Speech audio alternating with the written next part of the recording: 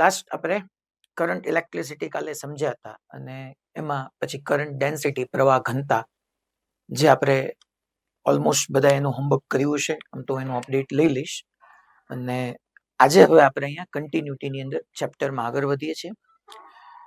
Almost 10 ને 20 જેવું થયું છે. કાલથી હું એક્ઝેક્ટલી જ્યારે 10:15 હશે તો આપણે સ્ટાર્ટ કરી જ દેશું, એટલે બધા સેન્ટરો એવી રીતના એરેન્જ કરી દે અને લગભગ 12 વાગ્યા સુધી 12 ને 5-10 સુધી 1.5-2 કલાક જેવું હું લેક્ચર લેવાનો છું. એટલે એ રીતના બધા પ્રિપરેશન સાથે બેસજો. આમ તો વાંધો નહીં આવે, ધ્યાન આપશો એટલે ખબર નહીં પડે ક્યાં તમારી 1.5-2 કલાક ગઈ. હવે આજે આપણે કંડક્ટરની અંદર ડિસ્કશન સ્ટાર્ટ કરીએ. મેઇનલી કાલે આપણે એટલું સમજ્યા કે ભાઈ કરંટ છે એને આપણે બેટરી કનેક્ટ કરતા હતા તો ઇલેક્ટ્રોન ફ્લો કરતા હતા. આપણે એવું બી સમજ્યા હતા, વચમાં 2-3 વખત બોલ્યો હતો. ઓલરેડી ઘણા બધા લર્ન કરીને બી બેઠા છે આ ચેપ્ટર, તો એ સમજી ગયા છે કે ડ્રિફ્ટ વેલોસિટી નામની એક વેલોસિટી એક્ઝિસ્ટ કરતી હોય ને એ ડ્રિફ્ટ વેલોસિટીથી આપણને કરંટ મળતો હતો. તો આજે આપણે એની અંદર બધી ડેપ્થમાં જવાનું છે. પહેલા હું આજે અહીંયા કંડક્ટરથી સ્ટાર્ટ કરું છું. પહેલા આપણે હેડિંગ આપી દઈએ કંડક્ટર. કંડક્ટર એટલે ગુજરાતી એનો થશે વાહક ટૂંકમાં. ઇન શોર્ટ કંડક્ટર મીન્સ વાહક. હવે કંડક્ટરની અંદર જેટલી બી મેટલ છે એ બધી મેટલ આપણે કંડક્ટરની અંદર કન્સિડર કરી શકીએ. મેટલ જેટલી બી હોય બધી મેટલ. પછી આપણે એની અંદર સેકન્ડ એવો પોઈન્ટ લખીએ કે conductor it has free electrons. It has free electrons. Free electrons means what? It does not bound. It doesn't bound by nucleus. Free electrons, મુક્ત ઇલેક્ટ્રોન કયા કહેવાય? જે ન્યુક્લિયસ સાથે બંધનમાં નથી. સો કંડક્ટર ધેટ મીન્સ આપણે એમાં મેટલને કન્સિડર કરશું. It has free electrons. Free electrons means what? It does not bound by nucleus. હવે સમજો, માની લો આપણે કોઈ પણ એટમ લઈએ તો એની અંદર આ ન્યુક્લિયસ હશે ને સરાઉન્ડિંગમાં જે છે એ ઇલેક્ટ્રોન ઓર્બિટલ મોશન કરતા હોય, જે તમે કેમેસ્ટ્રીમાં સમજી ગયા છો. તો અહીંયા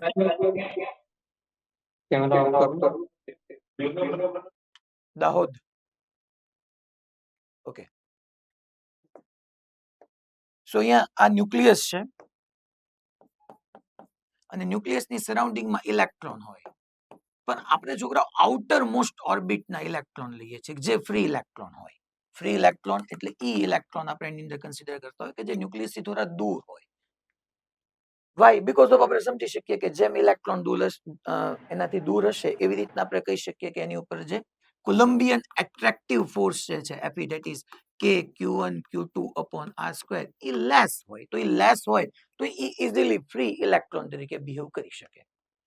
એને થોડી બી એનર્જી મળે તો ઇલેક્ટ્રોનની અંદર એ ઇલેક્ટ્રોન્સ આખા લેટાઇસ સ્ટ્રક્ચરની અંદર છોકરાઓ મૂવ કરી શકે. લેટાઇસ સ્ટ્રક્ચરથી તમે ઓલરેડી અવેર છો. તો આ ન્યુક્લિયસ ફ્રી ઇલેક્ટ્રોન એટલે એનાથી દૂર જે હશે બધા ફ્રી ઇલેક્ટ્રોન્સ. સો કંડક્ટરની અંદર it has free electrons and for current free electrons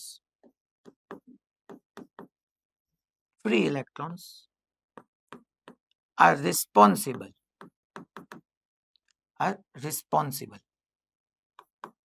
current માટે છોકરાઓ આ ફ્રી ઇલેક્ટ્રોન જે છે એ રિસ્પોન્સિબલ છે. હવે ફ્રી ઇલેક્ટ્રોન કેવી રીતના મૂવ કરે એના ઉપર જ આજે આપણે આખું ચેપ્ટર કન્ટિન્યુ કરવાનું છે. બટ પહેલા હું તમને એક પ્રોબ્લેમથી શરૂ કરું છું કે ભાઈ મેટલ છે તો મેટલની અંદર ફ્રી ઇલેક્ટ્રોન્સ હોય તો કેટલા હોય. એટલે પહેલા હું આજનો લેક્ચર એક પ્રોબ્લેમથી સ્ટાર્ટ કરું છું, એનાથી તમને આઈડિયા આવશે કે નંબર ઓફ ફ્રી ઇલેક્ટ્રોન શું છે ને કેમ છે. અમદાવાદ સેન્ટર હજી શું ચાલે ત્યાં? ડોર બંધ કરી દો અમદાવાદ સેન્ટર. ઓકે, નેક્સ્ટ એક આપણે એક્ઝામ્પલ જોઈએ. જો માની લો એક તમારી પાસે આવી એમ માસની મેટલ છે. પાછું કાલે મેં કીધું તું યાદ અપાવી દઉં કે સાથે સાથે નોટ્સ બનાવતી જવાની, તમે નોટિંગ કરતા જશો તો અહીંયા લાઈવ રહેશો, બાકી ખોવાઈ જશો. એટલે આ એક એમ માસની મેટલ છે છોકરાઓ. આ મેટલ છે જેનું માસ મેં એમ કીધું, એમ માસની મેટલ. એનો હું મોલર માસ લઉં છું અહીંયા. એનું molar mass capital M is equal to, હું એમ કહી દઉં છું કે 100 ગ્રામ પર મોલ છે. મેં કેપિટલ સ્મોલ એમ માસની મેટલ લીધી અને મોલર માસને મેં કેપિટલ એમ કહી દીધું, ધેટ ઇઝ 100 ગ્રામ પર મોલ. આ જે મેટલ છે ને છોકરા, આ મેટલના each atom of metal, metal એટલે છોકરાઓ ધાતુ, ગુજરાતી મીડિયમ માટે ધાતુની વાત કરીએ છીએ. Each atom of metal means કે ધાતુના દરેક પરમાણુ પાસે each atom of metal has 2 free electron. ટૂંકમાં આ જે ધાતુ છે એ ધાતુના દરેક પરમાણુ પાસે 2 મુક્ત ઇલેક્ટ્રોન છે. હોય ઘણા બધા પણ ઓલા બાઉન્ડેડ હોય, ન્યુક્લિયસની નજીક હોય. હું ઓલા ફ્રી આઉટર ઓર્બિટમાં હોય ને એની વાત કરું છું. સો મોલર માસ કેપિટલ એમ 100 ગ્રામ પર mall. each atom of metal has 2 free electrons. પછી આ જે એમ માસનું મેં મેટલ લીધી તેની ડેન્સિટી આપી દઉં. So density that is 10,000 kg per meter cube. Density means ઘનતા. જે ધાતુ છે આપણી એની ઘનતા, ડેન્સિટી મીન્સ ઘનતા 10,000 kg per meter cube છે. હવે અહીંયા હું તમને આટલો એક ક્વેશ્ચન પૂછું છું. Fine number of free electrons, number of free electrons per unit volume. મારે આ ફાઇન્ડ કરાવવું છે. ટૂંકમાં free electrons, number of free electrons upon volume મારે ફાઇન્ડ કરવાનું છે. હવે આનો આપણે સોલ્યુશન સ્ટાર્ટ કરીએ. ઓલમોસ્ટ તમે કેમેસ્ટ્રીમાં ભણી ગઈ બેઝિક જ છે આની અંદર. આપણે સોલ્યુશન જોઈએ. તો પહેલા તો મને મોલર માસ આપ્યું છે અને each atom of metal has 2 free electrons. તો પહેલા હું એક કામ કરું ને છોકરાઓ, નંબર ઓફ મોલ ફાઇન્ડ કરો. આ તો એમ કે છે કે જે મારી પાસે છોકરાઓ મેટલ છે, એમ માસની મેટલ છે, એ મેટલનું મોલર માસ 100 ગ્રામ પર મોલ આપ્યું છે. તો પહેલા મારે નંબર ઓફ મોલ ફાઇન્ડ કરવા જોઈએ. નંબર ઓફ મોલ જેને હું સ્મોલ n ડિનોટ કરું તો નંબર ઓફ મોલ એટલે તમને ખબર છે માસ અપોન મોલર માસ. મોલર માસ 100 ગ્રામ પર મોલ છે એટલે 1 મોલનું 100 ગ્રામ છે. તો નંબર ઓફ મોલ્સ મારે જોઈએ છે. તો ટોટલ માસ, આ બોડી જે મેટલ છે, ધાતુ છે, એ ધાતુનું માસ, તો મેટલનું માસ અપોન મોલર માસ, એ બેનો રેશિયો લો એટલે મને નંબર ઓફ મોલ મળી જાય. મોલ કોન્સેપ્ટમાં ઓલમોસ્ટ કેમેસ્ટ્રીમાં તમે ભણી ગયા છો કે નંબર ઓફ મોલ્સ ફાઇન્ડ કરવું હોય તો સ્મોલ એમ અપોન કેપિટલ એમ. હવે હું નંબર ઓફ એટમ ફાઇન્ડ કરું. આવું કેમ કરવું પડે છે? કારણ કે મને અહીંયા એવું તમને લખીને આપ્યું છે ઈચ એટમ, દરેક પરમાણુ, ધાતુના દરેક પરમાણુ પાસે 2 ઇલેક્ટ્રોન છે. Each atom of metal has 2 free electron. તો ટોટલ નંબર ઓફ મારે એટમ પહેલા ફાઇન્ડ કરવા પડશે. હવે તમે એવું સમજી ગયા છો છોકરાઓ કે 1 મોલ ની અંદર તમે જોવા જાઓ તો એવોગ્રેડો નંબર ઓફ તમારી પાસે એટમ હોય. એટલે અહીંયા હું નંબર ઓફ એટમ ફાઇન્ડ કરું છું. તો નંબર ઓફ એટમ મારે ફાઇન્ડ કરવા માટે હું એક કામ કરું, અહીંયા small M upon capital M. In short small N into number of એવોગ્રેડો કરી નાખું, એવોગ્રેડો નંબર, અને એન ની જગ્યાએ હું વેલ્યુ પુટ કરી દઉં સ્મોલ એમ અપોન કેપિટલ એમ. અચ્છા, આ કઈ રીતના આપણે ભણી ગયા છે છોકરો કે 1 મોલ ની અંદર એવોગ્રેડો નંબર ઓફ એટમ હોય. તો અહીંયા ટોટલ કેટલા મોલ હતા? સ્મોલ એમ અપોન કેપિટલ એમ. તો ટોટલ કેટલા એટમ્સ આવી જશે? તો નંબર ઓફ એટમ આવી ગયું તમારી પાસે 1 મોલ ની અંદર એવોગ્રેડો નંબર ઓફ એટમ્સ. તો સ્મોલ એમ અપોન કેપિટલ એમ ની અંદર આપણને કેટલા એટમ? તો અહીંયા નંબર ઓફ એટમ તમારી પાસે આવી ગયા. હવે નંબર ઓફ એટમ આવી જાય પછી આપણે શું કરી શકીએ ગુજરાતી મીડિયમ માટે? પરમાણુની સંખ્યા. મેં કીધું કે દરેક પરમાણુ 2 ઇલેક્ટ્રોન છે. તો હવે છોકરા હું અહીંયા લખી નાખું નંબર ઓફ એટમ પછી અહીંયા number of free electron means કે મુક્ત ઇલેક્ટ્રોનની સંખ્યા છોકરા. કોની પાસે? આખે આખા ધાતુ પાસે. પહેલા મેં તમને મોલર માસ આપ્યું હતું. મેં એમ કીધું આ સ્મોલ એમ માસની બોડી છે એટલે પહેલા મોલ ફાઇન્ડ કર્યા. 1 મોલ ની અંદર આપણે ખબર છે કે એવોગ્રેડો નંબર ઓફ એટમ્સ હોય. તો મેં નંબર ઓફ એટમ માટે સ્મોલ એન ઇન્ટુ એન કર્યું. તો small a into n, small n ની જગ્યાએ small m by capital M into અહીંયા હું એને લખી નાખું. હવે number of free electrons one atom પાસે અહીંયા લખ્યું છે વન એટમ ઈચ એટમ પાસે 2 ફ્રી ઇલેક્ટ્રોન, એક પરમાણુ પાસે 2 મુક્ત ઇલેક્ટ્રોન. તો ટોટલ મને આ પરમાણુની સંખ્યા મળી ગઈ. તો કેટલા? તો કે આપણે લખી શકીએ છોકરાઓ 2 into small m upon capital M into Na. એટલે 2 વડે કેમ મલ્ટીપ્લાય કર્યા? વન એટમ પાસે 2 ફ્રી ઇલેક્ટ્રોન, એક પરમાણુ પાસે 2 મુક્ત ઇલેક્ટ્રોન. તો ટોટલ એટલા પરમાણુ છે. સિમ્પલ યુનિટરી મેથડ ત્રિરાશિ મૂકો કે એક પરમાણુ પાસે 2 ફ્રી ઇલેક્ટ્રોન્સ હોય તો ટોટલ કેટલા પરમાણુ છે તમારી પાસે? Small into Na. તો એની પાસે કેટલા ફ્રી ઇલેક્ટ્રોન્સ હોય? એટલે મેં 2 વડે મલ્ટીપ્લાય કરી નાખ્યા. હવે અહીંયા 2 ઇન્ટુ સ્મોલ m માસ મેં કઈ આપ્યું નથી તો મેં આમ નામ રાખ્યું છે. કેપિટલ M આપ્યું છે. યસ. બીજું જોઉં છોકરાઓ ડેન્સિટી છે ફ્રેન્ડ્સ. ડેન્સિટી કેજી પર મીટર ક્યુબમાં છે તો ગ્રામમાં નો ચાલે. ચલો આને કન્વર્ટ કરો. 100 ગ્રામ છે એટલે 0.1 કિલોગ્રામ પર મોલ લખાય. Yes, why not. હવે મારે ફાઇન્ડ કરવાનું છે આ number of free electrons per volume. તો ફાઇનલી હું આમ લખું છોકરાઓ number of free electrons, number of free electrons per volume. તો નંબર ઓફ ફ્રી ઇલેક્ટ્રોન્સ તો મને ઓલરેડી મળી જ ગયા છે. આ રહ્યા હું અહીંયા લખી નાખું 2 small m capital M into Avogadro number upon volume. હવે તમને અહીંથી સમજાઈ જાય. જો ભાઈ આ સ્મોલ m શું છે? Small m mass of body.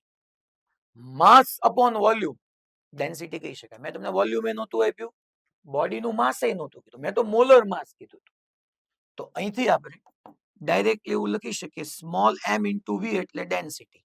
So 2 density rho Na upon capital M. આવું આવી ગયું. જો તમારી પાસે મેં માસ, આ બોડીનું માસ અપોન એ બોડીનું વોલ્યુમ, માસ અપોન વોલ્યુમ એટલે ડેન્સિટી મૂકી. Avogadro number as it is, molar mass as it is. Avogadro number ગુજરાતીમાં એનું જ કહેવાય. હવે આપણે વેલ્યુ પુટ કરીએ. અહીંયા સાઈડમાં વ્યૂ જાઉં છું. વેલ્યુ પુટ કરીએ તો 2. અચ્છા, રો આપણી પાસે છે, રો છે 10,000. ઓકે, 10,000 તો 10,000 અહીંયા મૂકી દઉં into Avogadro number that is 6.023 into 10 raised to 23 upon molar mass that is 0.1. તો તમે અહીંયા કેલ્ક્યુલેટ કરો છોકરાઓ એટલે તમને જે આન્સર મળે છે હું અહીંયા બાઉન્ડ્રી આપી દઉં છું. તો અહીંયા આપણને મળશે number of free electron upon volume. તમે કરવા જાઓ તો છોકરાઓ જોવો તો અહીંયા 10,000 એટલે 10 રેઝ ટુ 23 ની જગ્યાએ 27 કરી નાખું. 0.1 એટલે 1/10. તો ઈ ઉપર વ્યૂ જાય ન્યુમરેટરમાં તો 10 રેઝ ટુ 28 થઈ ગયું. પાવર 10 રેઝ ટુ 28 આવ્યું. અને અહીંયા 2 ઇન્ટુ 6.023 એટલે 6 ઇન્ટુ 2 12 અને 0.23 ઇન્ટુ 2 એટલે 0.46 છોકરાઓ પર મીટર ક્યુબ. ને નંબર ઓફ ફ્રી ઇલેક્ટ્રોન્સ એટલે અહીંયા ન્યુમરેટર અંશમાં તો જોવા જાવ તો ઇલેક્ટ્રોનના નંબર જ આવ્યા અપોન વોલ્યુમ. તો વોલ્યુમનો યુનિટ મેં મીટર ક્યુબ કીધો.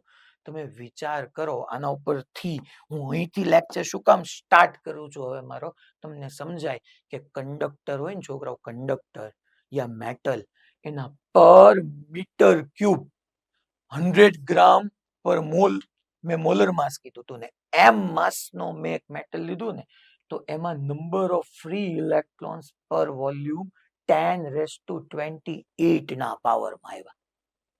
1 મીટર ક્યુબ ની અંદર કેટલા લાર્જ અમાઉન્ટમાં ફ્રી ઇલેક્ટ્રોન્સ છે વિચાર કરો. 1 મીટર ક્યુબમાં ખાલી. તો આ લાર્જ અમાઉન્ટના ફ્રી ઇલેક્ટ્રોન્સ છે ને એ જ રિસ્પોન્સિબલ છે છોકરાઓ કરંટ પ્રોડ્યુસ કરવા માટે. તો આને હું number of free electrons per unit volume એટલે આને હું નામ આપી દઉં છું free electron density. Free electron density. છોકરાઓ અહીંયા number of free electrons upon volume છે. ટૂંકમાં માસ અપોન વોલ્યુમ એટલે ડેન્સિટી આપણે કહેતા હતા છોકરાઓ. ચાર્જ અપોન વોલ્યુમમાં તમે યાદ કરો લિનિયર ચાર્જ ડેન્સિટી, રેખીય વિદ્યુતભાર ઘનતા. પછી તમે ચાર્જ અપોન છોકરાઓ એરિયા ભણ્યા હતા એટલે સરફેસ ચાર્જ ડેન્સિટી, પૃષ્ઠ વિદ્યુતભાર ઘનતા. પછી ચાર્જ અપોન વોલ્યુમ ભણ્યા હતા તો તમે એને કહેતા હતા volume charge density. That means કે કદ વિદ્યુતભાર ઘનતા. અહીંયા તમે ચેક કરવા જાઓ તો number of free electrons per volume છે, એટલે મેં કહી દીધું ફ્રી ઇલેક્ટ્રોન ડેન્સિટી. ટૂંકમાં અપોન વોલ્યુમ આવ્યું, ઉપર ઇલેક્ટ્રોન્સના નંબર આવ્યા, એટલે મેં કહી દીધું ફ્રી ઇલેક્ટ્રોન ડેન્સિટી. તો આટલી લાર્જ 10⁻28 ના પાવરમાં હશે 1 મીટર ક્યુબમાં ફ્રી ઇલેક્ટ્રોન. હવે એક બીજો હજી એક પ્રોબ્લેમ લો, પછી આપણે છોકરાઓ ડ્રિફ્ટ વેલોસિટી. તમને ટૂંકમાં અહીંયા મેં એટલું સમજાવ્યું અત્યારે કે મેટલ હોય ને, મેટલ કંડક્ટર કયો કે મેટલ કયો, મોરબીમાં શું ડિસ્ટર્બન્સ છે?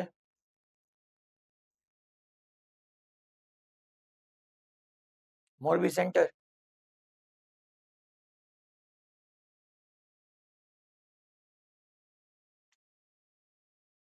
ઓકે, મોરબી સેન્ટર ફટાફટ લાઈવ થઈ જજો.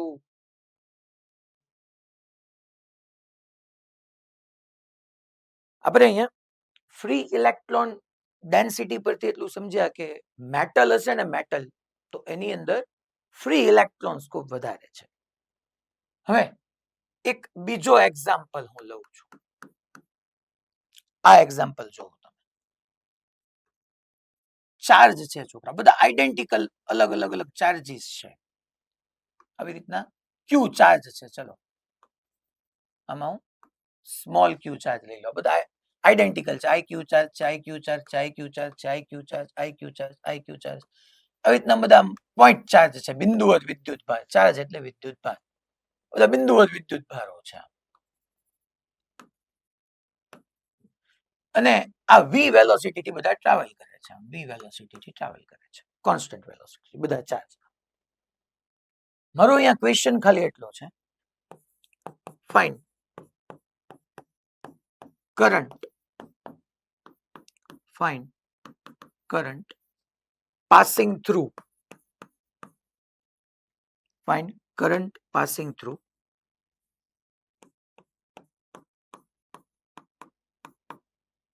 find current passing through cross section in time t is equal to 0 to t is equal to dt.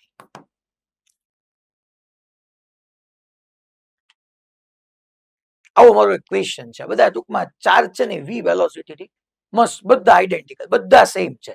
માની લો પ્રોટોન છે, બધા પ્રોટોન જ છે, અને વી વેલોસિટી થી ટ્રાવેલ કરે છે.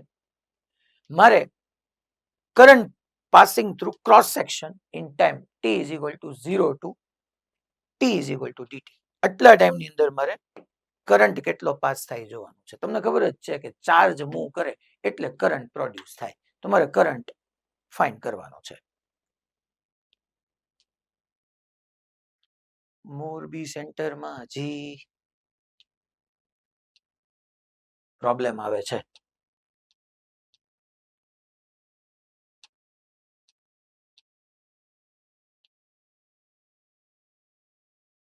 છોકરાઓ તમને તો હું દેખાવું જ ને મોરબી સેન્ટર. ઓકે, એટલે હું મારું કન્ટિન્યુ રાખું. કદાચ તમે મને નથી દેખાતા, તમારા દર્શન દુર્લભ થતા રહે છે ધીમે ધીમે. તમને તો હું દેખાઉં છું ને. Okay, done. તો અહીંયા મારે find current passing through cross section in time t is equal to 0 to dt find કરવાનું છે. ચલો આપણે આનું સોલ્યુશન લઈએ. હવે જો આનું ગુજરાતી હું કહી દઉં કે છોકરાઓ ક્રોસ સેક્શન એટલે આડછેદ. t is equal to 0 to t is equal to dt ટાઈમમાં આડછેદમાંથી પાસાર થતો વિદ્યુત પ્રવાહ મારે જોઈએ છે. કરંટ, વિદ્યુત પ્રવાહ. નો પ્રોબ્લેમ. ચલો હું એક કામ કરું છોકરા, હું આવું એક ક્રોસ સેક્શન લઉં છું. ક્રોસ સેક્શન એટલે આડછેદ. આ રહ્યું આવી. હવે મારે 0 to dt ટાઈમની અંદર અહીંયા મેં એક વખત વિચાર કર્યો કે અહીંયા છોકરાઓ t is equal to 0 time લીધો. આ ચાર્જ અહીંયા હતો ત્યારે, અને આ ચાર્જ અહીંયા હતો ત્યારના ટાઈમને મેં t is equal to dt time લીધો. તો dt ટાઈમની અંદર કેટલો કરંટ આવે છે જોઈએ છે. કરંટની ફોર્મ્યુલા આપણે સમજી ગયા છે. વિદ્યુત પ્રવાહ current I is equal to instantaneous હોય તો dq by dt, એવરેજ હોય સરેરાશ પ્રવાહ હોય તો કાલે આપણે ભણ્યા હતા delta q by delta t. અહીંયા છોકરા હું સિમ્પલ ટાઈમ તો મારી પાસે ફિક્સ જ છે ડીટી કે ડીટી ટાઈમ ની અંદર કેટલો કરંટ જાય જોવાનું છે. અને આ ક્રોસ સેક્શન એરિયા જે છે મેં કીધું થ્રુ ક્રોસ સેક્શન એને હું એ જેટલો એઝ્યુમ કરી લઉં. તો હવે મારે એ જોવું પડે ને, તમને એટલી તો ખબર છે કે I is equal to Q by T આવવાનું.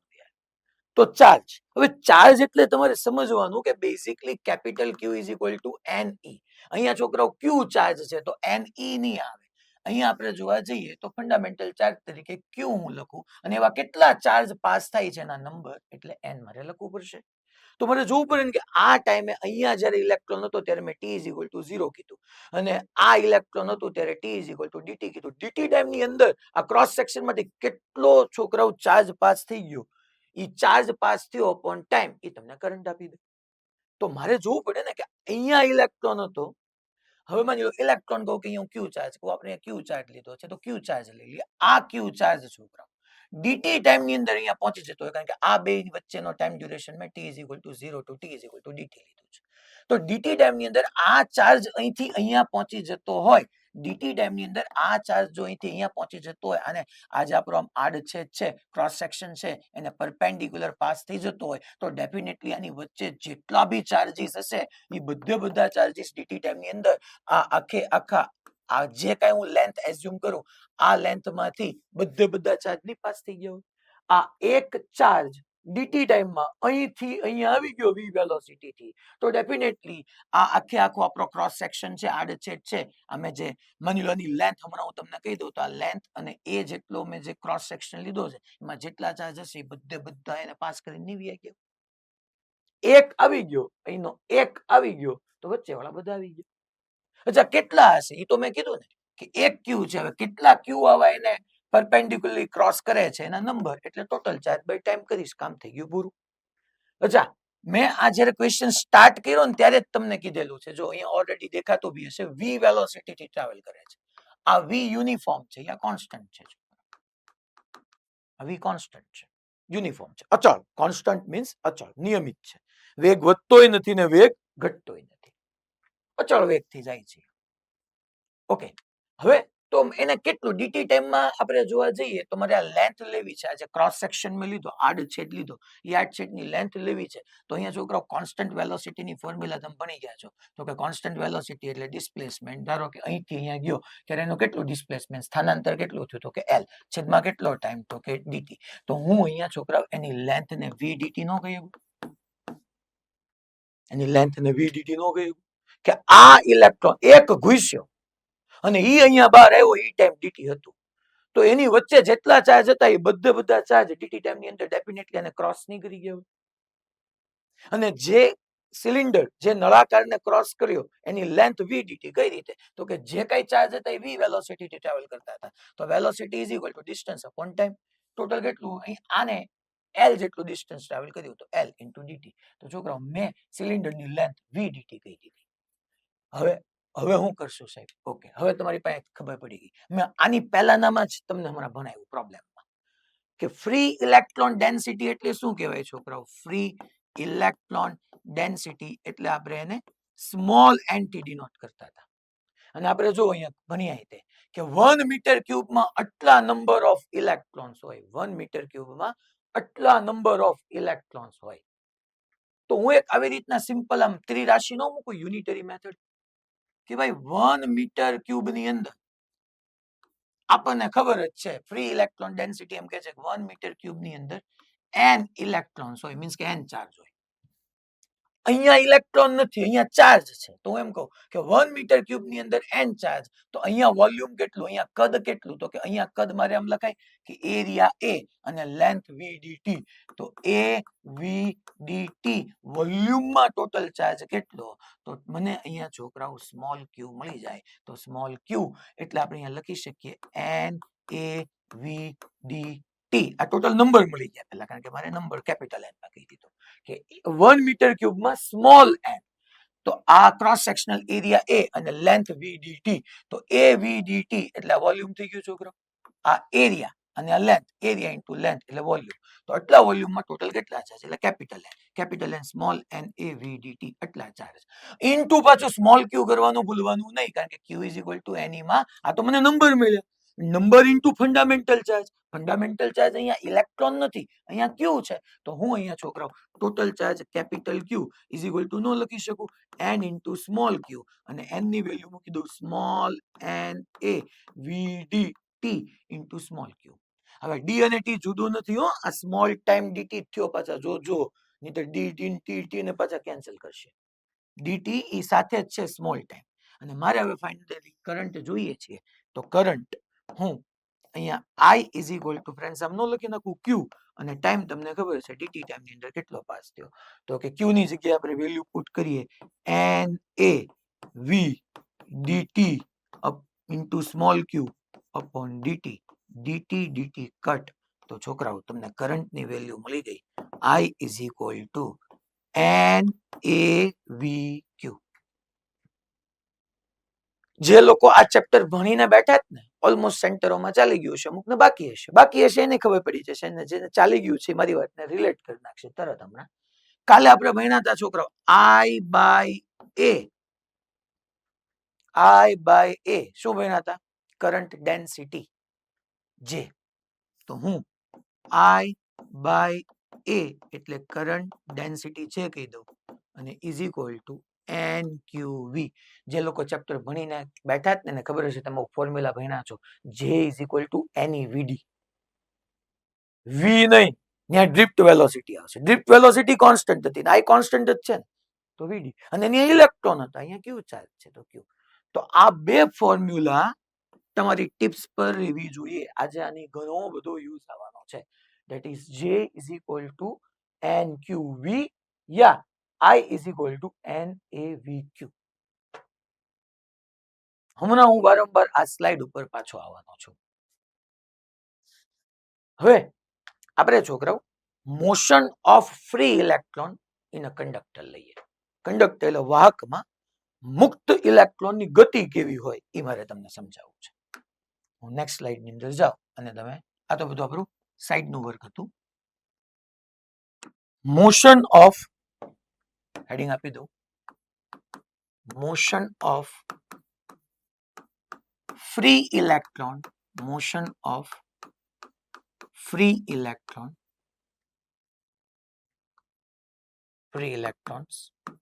in a conductor.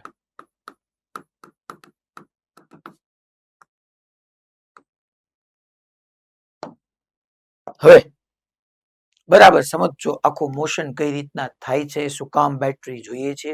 Next 10 to 15 minutes crucial છે, જોજો છોકરાઓ. આવી રીતનું એક કંડક્ટર લઉં છું, અહીંયા બધી જગ્યાએ બલ્ક હોય હો, પોલું ન હોય, અહીંયા બધી જગ્યાએ ટૂંકમાં ધાતુ પડી હોય. ગુજરાતી થશે motion of free electrons in a conductor. વાહકમાં મુક્ત ઇલેક્ટ્રોનની ગતિ. વાહકમાં મુક્ત ઇલેક્ટ્રોનની ગતિ. આ કંડક્ટર છે છોકરાઓ. હવે તમને ખબર જ છે કે કરંટ માટે કોણ રિસ્પોન્સિબલ છે? Free electrons. ફ્રી ઇલેક્ટ્રોન છે ને એ આપણું જે રૂમ છે, તમે જ્યાં બેઠા છો એ રૂમ છે, એ રૂમની અંદર ગેસિયસ મોલેક્યુલ કેવી રીતના ઝિગઝેગ પાથ પર બ્રાઉનિયન મોશન કરતા હોય. માની લો એક આપણે મોલેક્યુલ લઈએ, અહીંયા ઇલેક્ટ્રોન, પહેલા ઇલેક્ટ્રોન થી તમને સમજાવું, પછી મોલેક્યુલ થી સમજાવું. ઇલેક્ટ્રોન છે ને તો આ કંડક્ટર ની અંદર અમુક ઇલેક્ટ્રોન શું કરતા છે ખબર છે? ઉપર જતા હોય, અમુક અપવર્ડ, અમુક ડાઉનવર્ડ, અમુક રાઇટવર્ડ, અમુક લેફ્ટવર્ડ, અમુક આઉટવર્ડ, અમુક inward. Electrons just like a molecule in a room Brownian motion કરતા હોય. So free electrons in a conductor performing Brownian motion या randomized motion just like a molecule in an atom.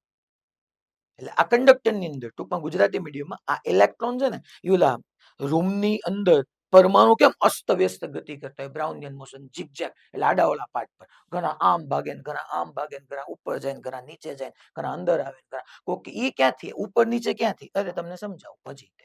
માની લો આવી રીતનો ક્રોસ સેક્શન લઉં તો આ cross section માંથી જેટલા ઇલેક્ટ્રોન 1 સેકન્ડ ની અંદર ઉપર જતા હશે ને એટલા જ નીચે આવતા હશે, કારણ કે આપણે તો એ જોવાનું છે કે આ ક્રોસ સેક્શન ને પરપેન્ડિક્યુલર કેટલા ઇલેક્ટ્રોન ટ્રાવેલ કરે. હવે હું પ્યોરલી વાત ઇલેક્ટ્રોન પર આવી ગયો છું. આની પહેલાનામાં મેં ક્યુ ચાર્જ કીધો હતો. હવે હું પ્યોરલી વાત ઇલેક્ટ્રોન પર આવી ગયો છું, કારણ કે મેં હેડિંગ જ આપ્યું છે કે motion of free electrons in a conductor. તો પહેલી જ હું અહીંયા વાત લખું છું છોકરાઓ કે free electrons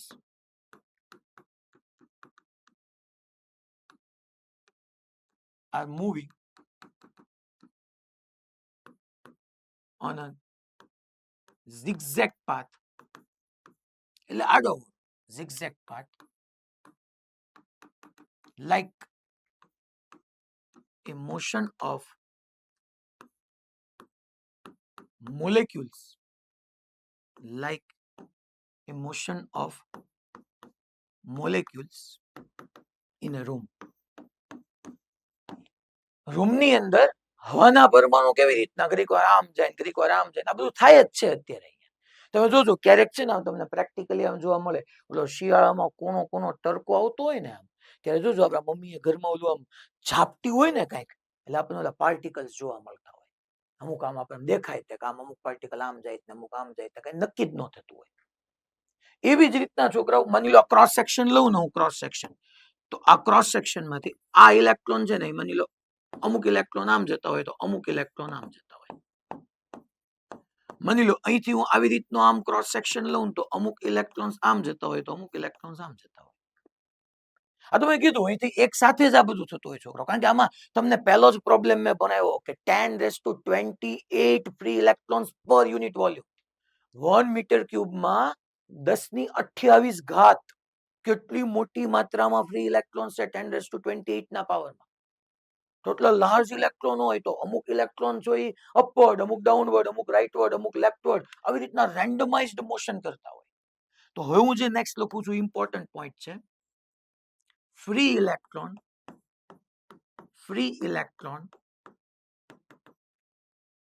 in a conductor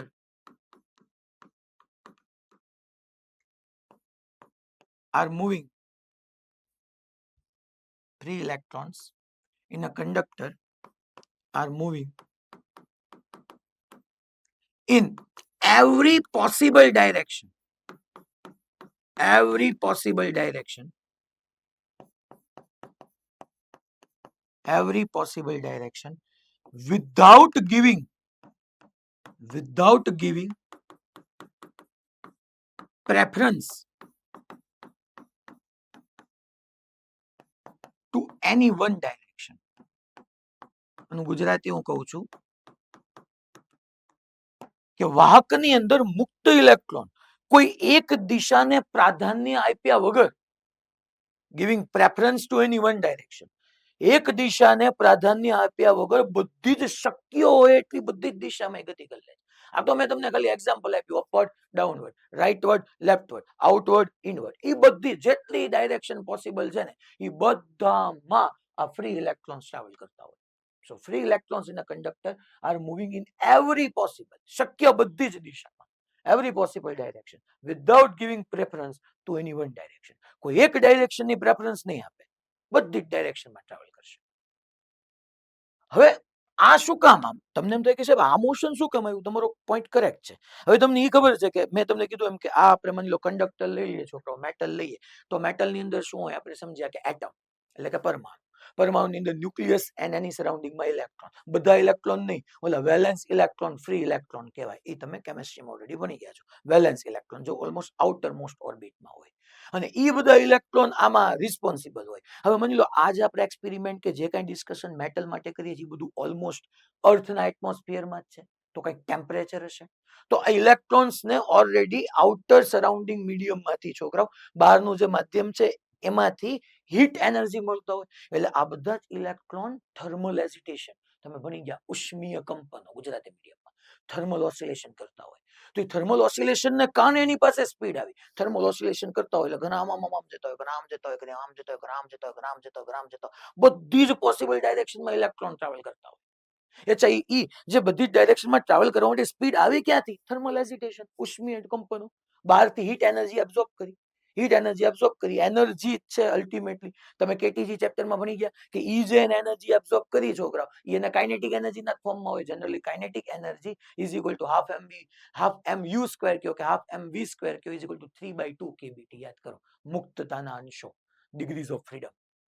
અહીંયા એટમ લઈએ આપણે, પરમાણુ લઈએ તો એની પાસે 3 ડિગ્રીઝ ઓફ ફ્રીડમ હોય. અત્યારે આપણે રિજિડ રોટેટરની કોઈ ડિસ્કશન નથી કરતા. અહીંયા ખાલી આપણે પોલીએટોમિક, ડાયએટોમિક, આપણે મોનોએટોમિક ની વાત કરીએ છીએ. તો ડિગ્રીઝ ઓફ ફ્રીડમ 3 હોય એની પાસે. ટૂંકમાં બહારથી જે કઈ સરાઉન્ડિંગમાં તેને હીટ મળી એ બધી જ હીટ એને છોકરાઓ half M U square kinetic એનર્જીમાં યુઝ કરી.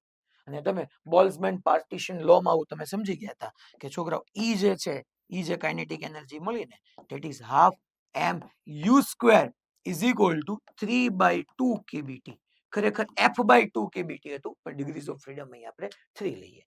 કાં તો x માં જાય, કાં તો y માં જાય, કાં તો z માં જાય.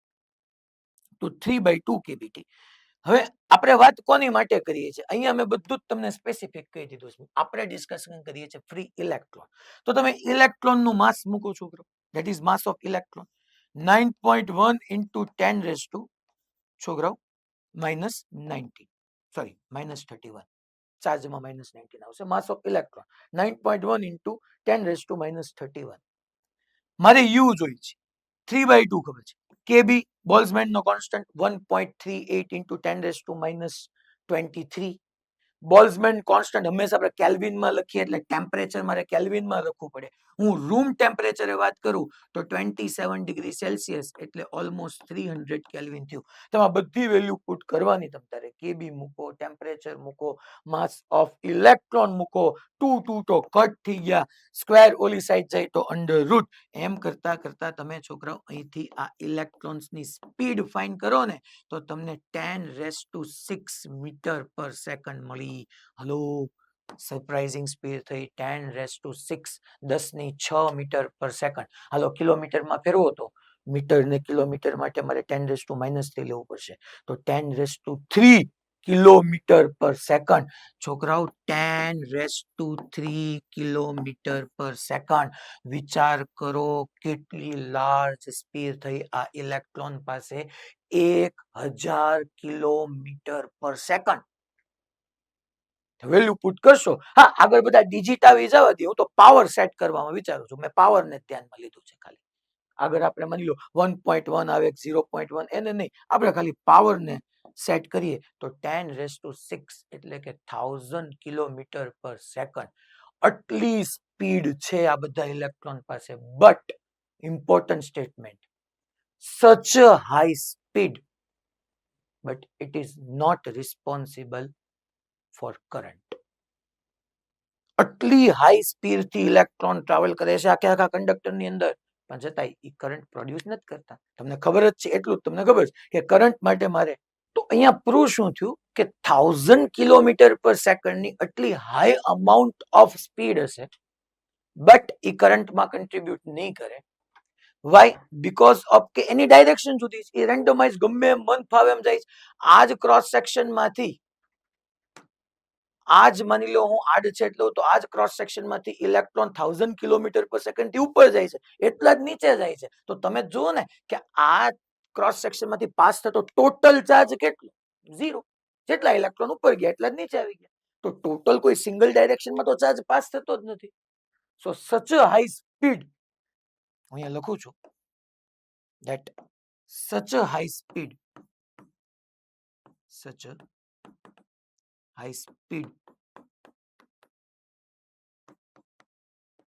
does not contribute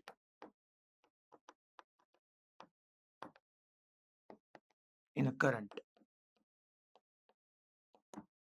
પ્રવાહમાં છોકરાઓ આટલી high speed, such a high speed does not contribute in a current. આટલી હાઈ સ્પીડ છોકરાઓ પ્રવાહમાં ભાગીદાર નથી બનતી. Why? Because of randomise direction છે. ગમે એમ મન ફાવે એમ એમાં ઇલેક્ટ્રોન છોકરાઓ ટ્રાવેલ કરતા હતા. ક્રોસ સેક્શન માંથી આ જ સ્પીડ થી ઉપર જાય, એ જ સ્પીડ થી નીચે, એ જ સ્પીડ થી ડાબી બાજુ, એ જ સ્પીડ થી જમણી બાજુ. તો નેટ ચાર્જ તો 0 થઈ ગયો. હવે આપણે છોકરાઓ ડ્રિફ્ટ વેલોસિટીમાં છીએ. ઓકે, ચલો હવે આશા રાખીએ કે લાઈટ ન જાય. So such a high speed does not contribute in a current. એટલે તમે સમજી લેજો કે આ જે સ્પીડ મળી હતી એને છોકરાઓ થર્મલ એજિટેશનને કારણે બહાર એટમોસ્ફિયરમાંથી જે મળતી હતી એ સ્પીડને લીધે એ બધા એ એનર્જીને લીધે એ થર્મલ એનર્જી ઉષ્મીય ઉર્જાને લીધે આ સ્પીડ આવતી હતી બધા ટ્રાવેલ કરતા હતા. હવે નેક્સ્ટ હેડિંગ આપીએ આપણે. આમાં આગળ વધી પહેલા જો કંડક્ટર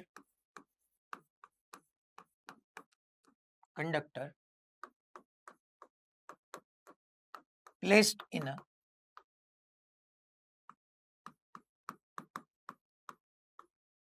external electric field.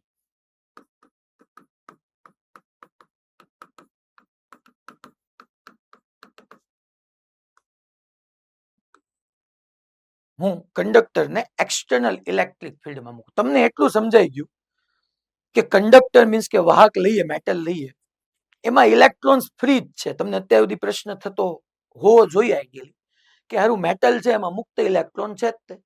તો મુક્ત ઇલેક્ટ્રોન છે તો એ તો બધા ગતિ કરે જ છે, ટ્રાવેલ કરે જ છે. છતાંય કેમ મારે કરંટ માટે બહારથી બેટરી આપવી પડે? તો એ બધા ટ્રાવેલ કરે છે.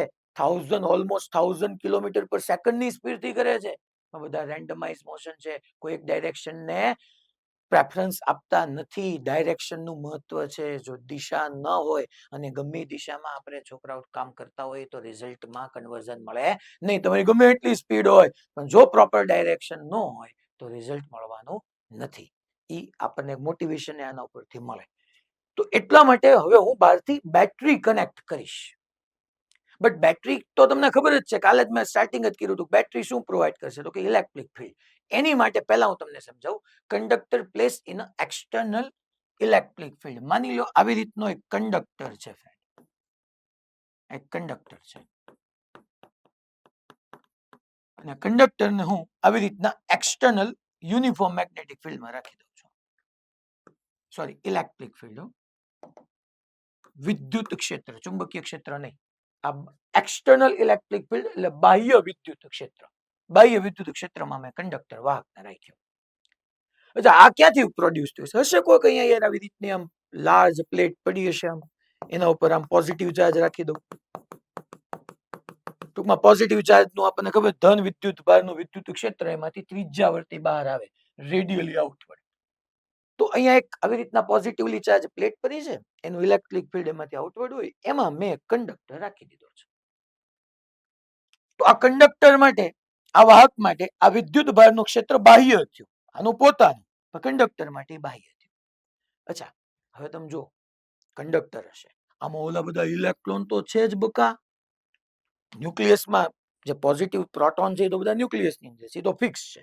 ઇલેક્ટ્રોન મૂવ કરે, તમે એ ભણી ગયા કે 1000 કિલોમીટર પર સેકન્ડ ઓલમોસ્ટ સ્પીડથી બધા રેન્ડમાઇઝ ગમે પાથમાં જતા હશે.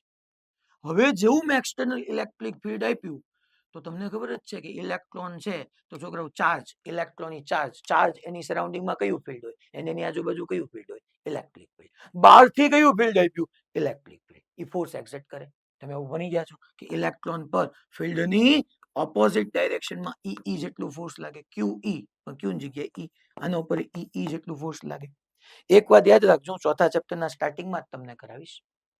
ચાર્જ પોતે જે ફિલ્ડ પ્રોડ્યુસ કરે, જે ક્ષેત્ર ઉત્પન્ન કરે ને, બહારથી ઈ ક્ષેત્ર વડે હું બળ લગાડી શકું.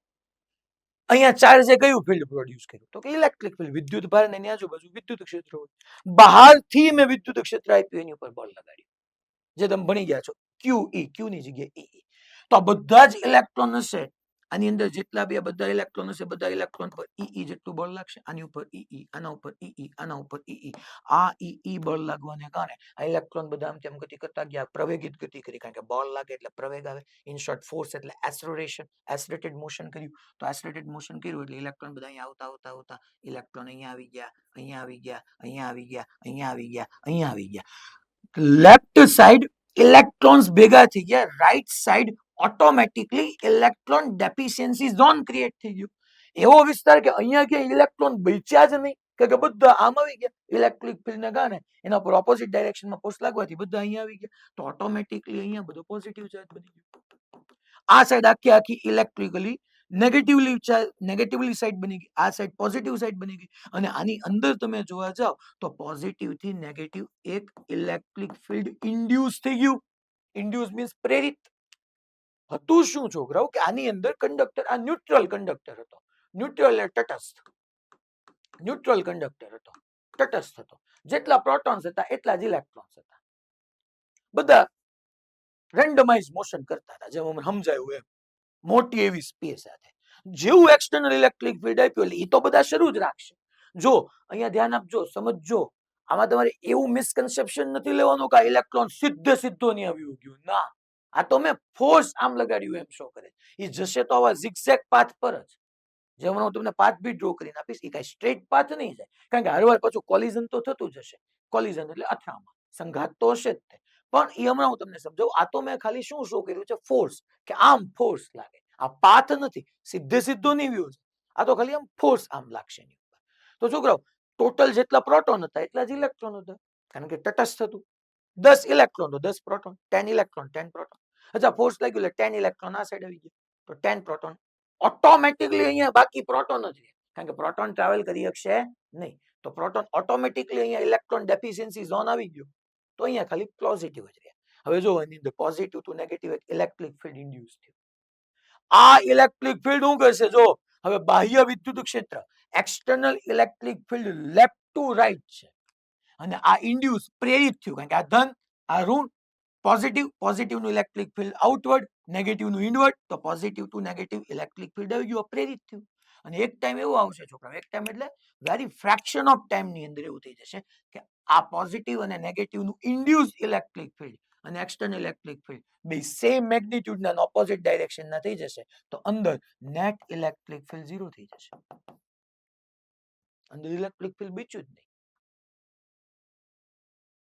અને અંદર ઇલેક્ટ્રિક ફિલ્ડ બીચું નહીં એટલે શું થયું? હવે ઇલેક્ટ્રોન લેફ્ટ સાઈડ જશે નહીં જાય, કારણ કે હવે માની લો એક સમય એવો આવ્યો કે જેટલું તમારું છોકરાઓ એક્સટર્નલ ઇલેક્ટ્રિક ફિલ્ડ હતું, ઇલેક્ટ્રોન બધા લેફ્ટ જતા ગયા, ઓટોમેટિકલી રાઈટ સાઈડ બધું પોઝિટિવ બનતું ગયું, positive to negative electric field induce થતું ગયું. અને એક સમયે તમારું ઇન્ડ્યુસ ઇલેક્ટ્રિક ફિલ્ડ એટલું મસ્ત બની ગયું કે તમારું એક્સટર્નલ ઇલેક્ટ્રિક ફિલ્ડ ને ઇન્ડ્યુસ ઇલેક્ટ્રિક ફિલ્ડ બે સરખું થઈ ગયું. હવે આ ઇલેક્ટ્રોન તો છે, કારણ કે ફ્રી ઇલેક્ટ્રોન તો 10⁻28 ના પાવરમાં આવવાના. પણ પ્રોબ્લેમ શું થવાનો? પ્રોબ્લેમ આ થવાનો કે આ ઇલેક્ટ્રોન પર આ ડાયરેક્શનમાં ઈ ફોર્સ લાગતો હશે, અને એટલું જ છોકરાઓ અહીંયા એક્સટર્નલ ઇલેક્ટ્રિક ફિલ્ડ હશે. હું અહીંયા એમ કહી દઉં કે આ ડાયરેક્શનમાં છોકરાઓ ઇન્ડ્યુસ ઇલેક્ટ્રિક ફિલ્ડ અને તમારું એક્સટર્નલ ઇલેક્ટ્રિક ફિલ્ડ બે સેમ થઈ ગયું. આ ઇલેક્ટ્રોન પર જો જેટલું ઇન્ડ્યુસ નું ઇલેક્ટ્રિક ફિલ્ડ એટલું જ એક્સટર્નલ ઇલેક્ટ્રિક ફિલ્ડ. તો હવે તો ફિલ્ડ રહ્યું જ નહીં, નેટ ફિલ્ડ 0 થઈ ગયું. તમે ભણી ગયા છો મેટલ ની અંદર નેટ ઇલેક્ટ્રિક ફિલ્ડ 0, ધાતુની અંદર. તો હવે શું થશે? તો હવે આ વહન થશે નહીં થાય. હવે આ ટ્રાન્સફર થશે, ચાર્જ ટ્રાવેલ કરશે નહીં? કરાવે ચાર્જ ટ્રાવેલ. ક્યાંથી કરે? કારણ કે જેટલું આ સાઈડ ઇન્ડ્યુસ નું ઇલેક્ટ્રિક ફિલ્ડ એટલું આ સાઈડ એક્સટર્નલ ઇલેક્ટ્રિક ફિલ્ડ.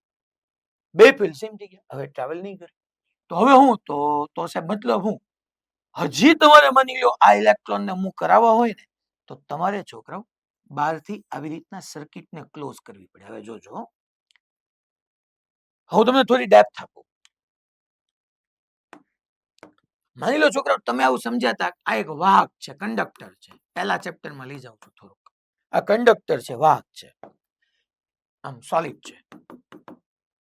તમે એવું સમજી ગયા, વાહક હોય, કંડક્ટર હોય, હું ને ચાર્જ આપું તો એ ચાર્જ ક્યાં આવ્યો જાય?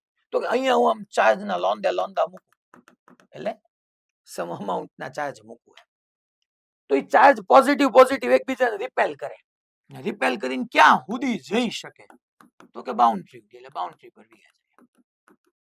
તમે આવું સમજ્યા હશો કે જો આ કંડક્ટર નો હોય ને ઇન્સ્યુલેટર હોય કે નોન કંડક્ટર હોય, મીન્સ કે અવાહક હોય, તો અવાહકમાં તમે જ્યાં ચાર્જ મૂકો ત્યાં પડ્યો, કારણ કે અવાહકમાં ફ્રી ઇલેક્ટ્રોન્સ છે નહીં. તો અહીંયા છોકરાઓ આવી રીતના તમારી પાસે મેં ફ્રી ઇલેક્ટ્રોન્સ હતા, અહીંયા મેં મૂક્યા ચાર્જીસ, તો બધા રિપેલ કરીને ક્યાં સુધી વ્યાયા? તો કે બાઉન્ડ્રી સુધી વ્યાયા. અહીંથી આગળ જઈ શકતા હતા?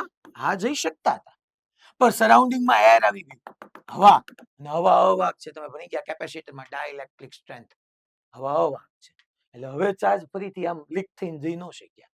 બાકી જવું તું તો ખરી જ. સેમ એવું જ થયું અહીંયા કે આ કંડક્ટર હતું, તો કંડક્ટર ની આ સરફેસ પર નેગેટિવ આવી ગયા, આ સરફેસ પર પોઝિટિવ ચાર્જ આવી ગયા, હજી નેગેટિવ નહીં દૂર જવું જ છે, કંડક્ટર જ હતો. તો કંડક્ટરમાં ચાર્જ જઈને ક્યાં સુધી જવાના, તો કે એની આઉટર બાઉન્ડ્રી સુધી, તો આઉટર બાઉન્ડ્રી સુધી આવી ગયા, અહીંયા સુધી આવી ગયા, હજી એને બહાર જવું જ છે, પણ બહાર એર આવી ગયું હતું. હવે મેં શું કર્યું તો કે આવી રીતના એક કન્ડક્ટિંગ વાયર લીધો, એને કન્ડક્ટિંગ વાયર થી કનેક્ટ કરી દીધો. તો હવે કન્ડક્ટિંગ વાયર આવી ગયું એટલે મીડિયમ આવી ગયું, તો આ ઇલેક્ટ્રોન હવે શું થવાનો, તો અહીંથી ઇલેક્ટ્રોન નીકળી જવાનો છોકરાઓ, અહીંથી ઇલેક્ટ્રોન વિયો ગયો, જો અહીંથી ઇલેક્ટ્રોન વિયો ગયો, આ ઇલેક્ટ્રોન થી જતા જતા જતા જતા જતા જતા અહીંયા પોઝિટિવ પાસે આવ્યો એટલે એને ન્યુટ્રલાઇઝ કરી નાખ્યો. પાછો અહીંથી છોકરાઓ આ ઇલેક્ટ્રોન વિયો ગયો છે, જો બ્લેક માર્કર થી એને ભૂસું છું, આ બ્લેક સાઇન નો અહીંયા યુઝ કરું છું, માર્કર નથી, આ તો પેન છે. આ બ્લેક અહીંયા હું કલર નો યુઝ કરું છું, તો આ ઇલેક્ટ્રોન થી ગયો ગયો ગયો ગયો ગયો ગયો ગયો, આ કન્ડક્ટિંગ વાયર જ છે, તો ઇલેક્ટ્રોન ટ્રાવેલ કરતો કરતો કરતો કરતો કરતો કરતો અહીંયા વિયો ગયો, અહીંયા એક પોઝિટિવ ઘટી ગયો, અહીંથી પાછો એક ઇલેક્ટ્રોન ઓછો થયો, એ ગયો ગયો ગયો ગયો ગયો ગયો ગયો ગયો ગયો ગયો ગયો ગયો, અહીંયા પોઝિટિવ સાથે માઇનસ અને પ્લસ રીકમ્બાઇન થઈ ન્યુટ્રલ કરી નાખે. તમે જુઓ ઓલમોસ્ટ અહીંયા નેગેટિવ ચાર્જ ડિક્રીઝ થઈ ગયો, અહીંયા નેગેટિવ ચાર્જ ડિક્રીઝ થઈને સામે આવી ગયો, સામે પોઝિટિવ ડિક્રીઝ થઈ ગયો. આ જે અંદર તમારું ઇન્ડ્યુસ ઇલેક્ટ્રિક ફિલ્ડ હતું કે જે એક સમયે બહારનું ને અંદરનું બે ક્ષેત્ર કેવા થઈ ગયા હતા સમાન, એની બદલે અંદરનું ક્ષેત્ર શું શરૂ થઈ ગયું, ઘટવાનું, અને અંદરનું ક્ષેત્ર ઘટવાનું શરૂ થઈ ગયું, ઇન્ટરનલ ઇલેક્ટ્રિક ફિલ્ડ હવે ડિક્રીઝ થવાનું શરૂ થઈ ગયું, તો તમારું એક્સટર્નલ ઇલેક્ટ્રિક ફિલ્ડ વધારે હશે.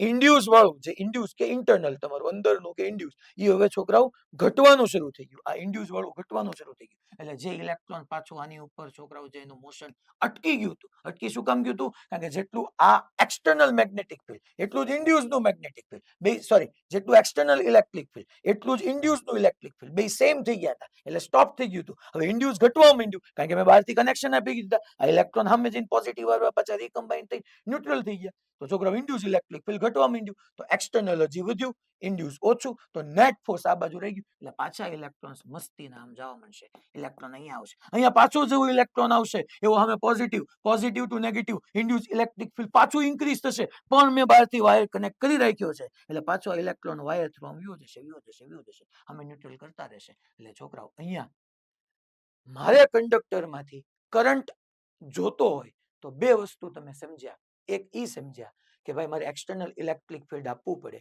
તો બધા ઇલેક્ટ્રોન એક જ ડાયરેક્શનમાં ટ્રાવેલ કરી તમે જુઓ, અને બીજી વાત કે મારે કરંટ ફ્લો કરવા માટે સર્કિટ કમ્પ્લીટ થવી જોઈએ, જો સર્કિટ કમ્પ્લીટ ન થાય તો તમને ખબર છે થોડાક ટાઈમ માટે તો ઇલેક્ટ્રોન આમ ગયા, ઓટોમેટિકલી આ પોઝિટિવ ચાર્જ અહીંયા આવી ગયો, થોડા ટાઈમ માટે તો ઇલેક્ટ્રોનનું મોશન થયું, થોડા ટાઈમ માટે કરંટ ફ્લો થયો, પછી પૂરો થઈ ગયો. પૂરો શું કામ થઈ ગયો, તો કે એક્સટર્નલ ઇલેક્ટ્રિક ફિલ્ડ અને ઇન્ટરનલ ઇલેક્ટ્રિક ફિલ્ડ બે સેમ થઈ ગયું. પછી મેં શું કર્યું તો કે બહારથી કનેક્શન આપ્યું, અને જેવું કનેક્શન આપ્યું એટલે અહીંયા જેટલા ઇલેક્ટ્રોન હતા એ બધા વાયરમાંથી થઈને અહીંયા પોઝિટિવમાં આવી ગયા. તો અહીંયા હું એક લાઈન લખું છોકરાઓ, four sustainable current, four sustainable current, four sustainable current circuit must be create closed loop.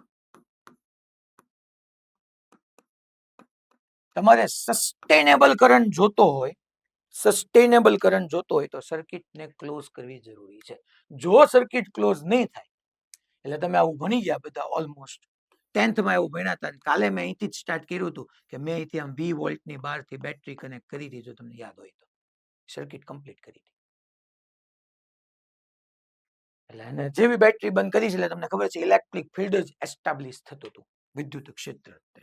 હવે આપણે આખા કોઈ સમજીએ ડ્રિફ્ટ વેલોસિટીની અંદર આવીએ, અને હું તમને એની ફોર્મ્યુલા એમાં જેટલા જેટલા કોન્સેપ્ટ આવે છે એ બધા આપણે સમજવાનું સ્ટાર્ટ કરીએ. હવે છોકરાઓ તો પહેલા આ પોર્શનમાં ખાલી એટલું મેં તમને કહેવા માંગ્યું કે મેં જો એક્સટર્નલ ઇલેક્ટ્રિક ફિલ્ડ નહોતું તો કંડક્ટરની અંદર બધા જ ઇલેક્ટ્રોન મન ફાવે મોશન કરતા હતા, થર્મલ એજિટેશન એની સ્પીડ હતી, બટ એ કરંટમાં કન્ટ્રીબ્યુટ નહોતી થતી સ્પીડ, એટલે મેં બહારથી એક્સટર્નલ ઇલેક્ટ્રિક ફિલ્ડ આપ્યું છોકરાઓ. તો એક્સટર્નલ ઇલેક્ટ્રિક ફિલ્ડ આપ્યું તો ડખો હું તો થોડાક ટાઈમ માટે કરંટ ગયો, પછી તો આ અને આ બેનું ઇલેક્ટ્રિક ફિલ્ડ ઇન્ડ્યુસ થઈને નેટ ઇફેક્ટ ઝીરો કરી નાખી. તો હવે એટલે મેં પછી સર્કિટ કમ્પ્લીટ કરી, બહારથી આ કન્ડક્ટિંગ વાયર જો લખ્યો છે વાહક તાર જોડ્યો એટલે ઇલેક્ટ્રોન બધા ત્યાંથી આવવા માંડ્યા.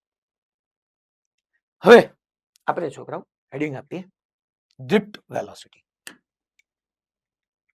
હું હેડિંગ આપું છું ડ્રિફ્ટ વેલોસિટી.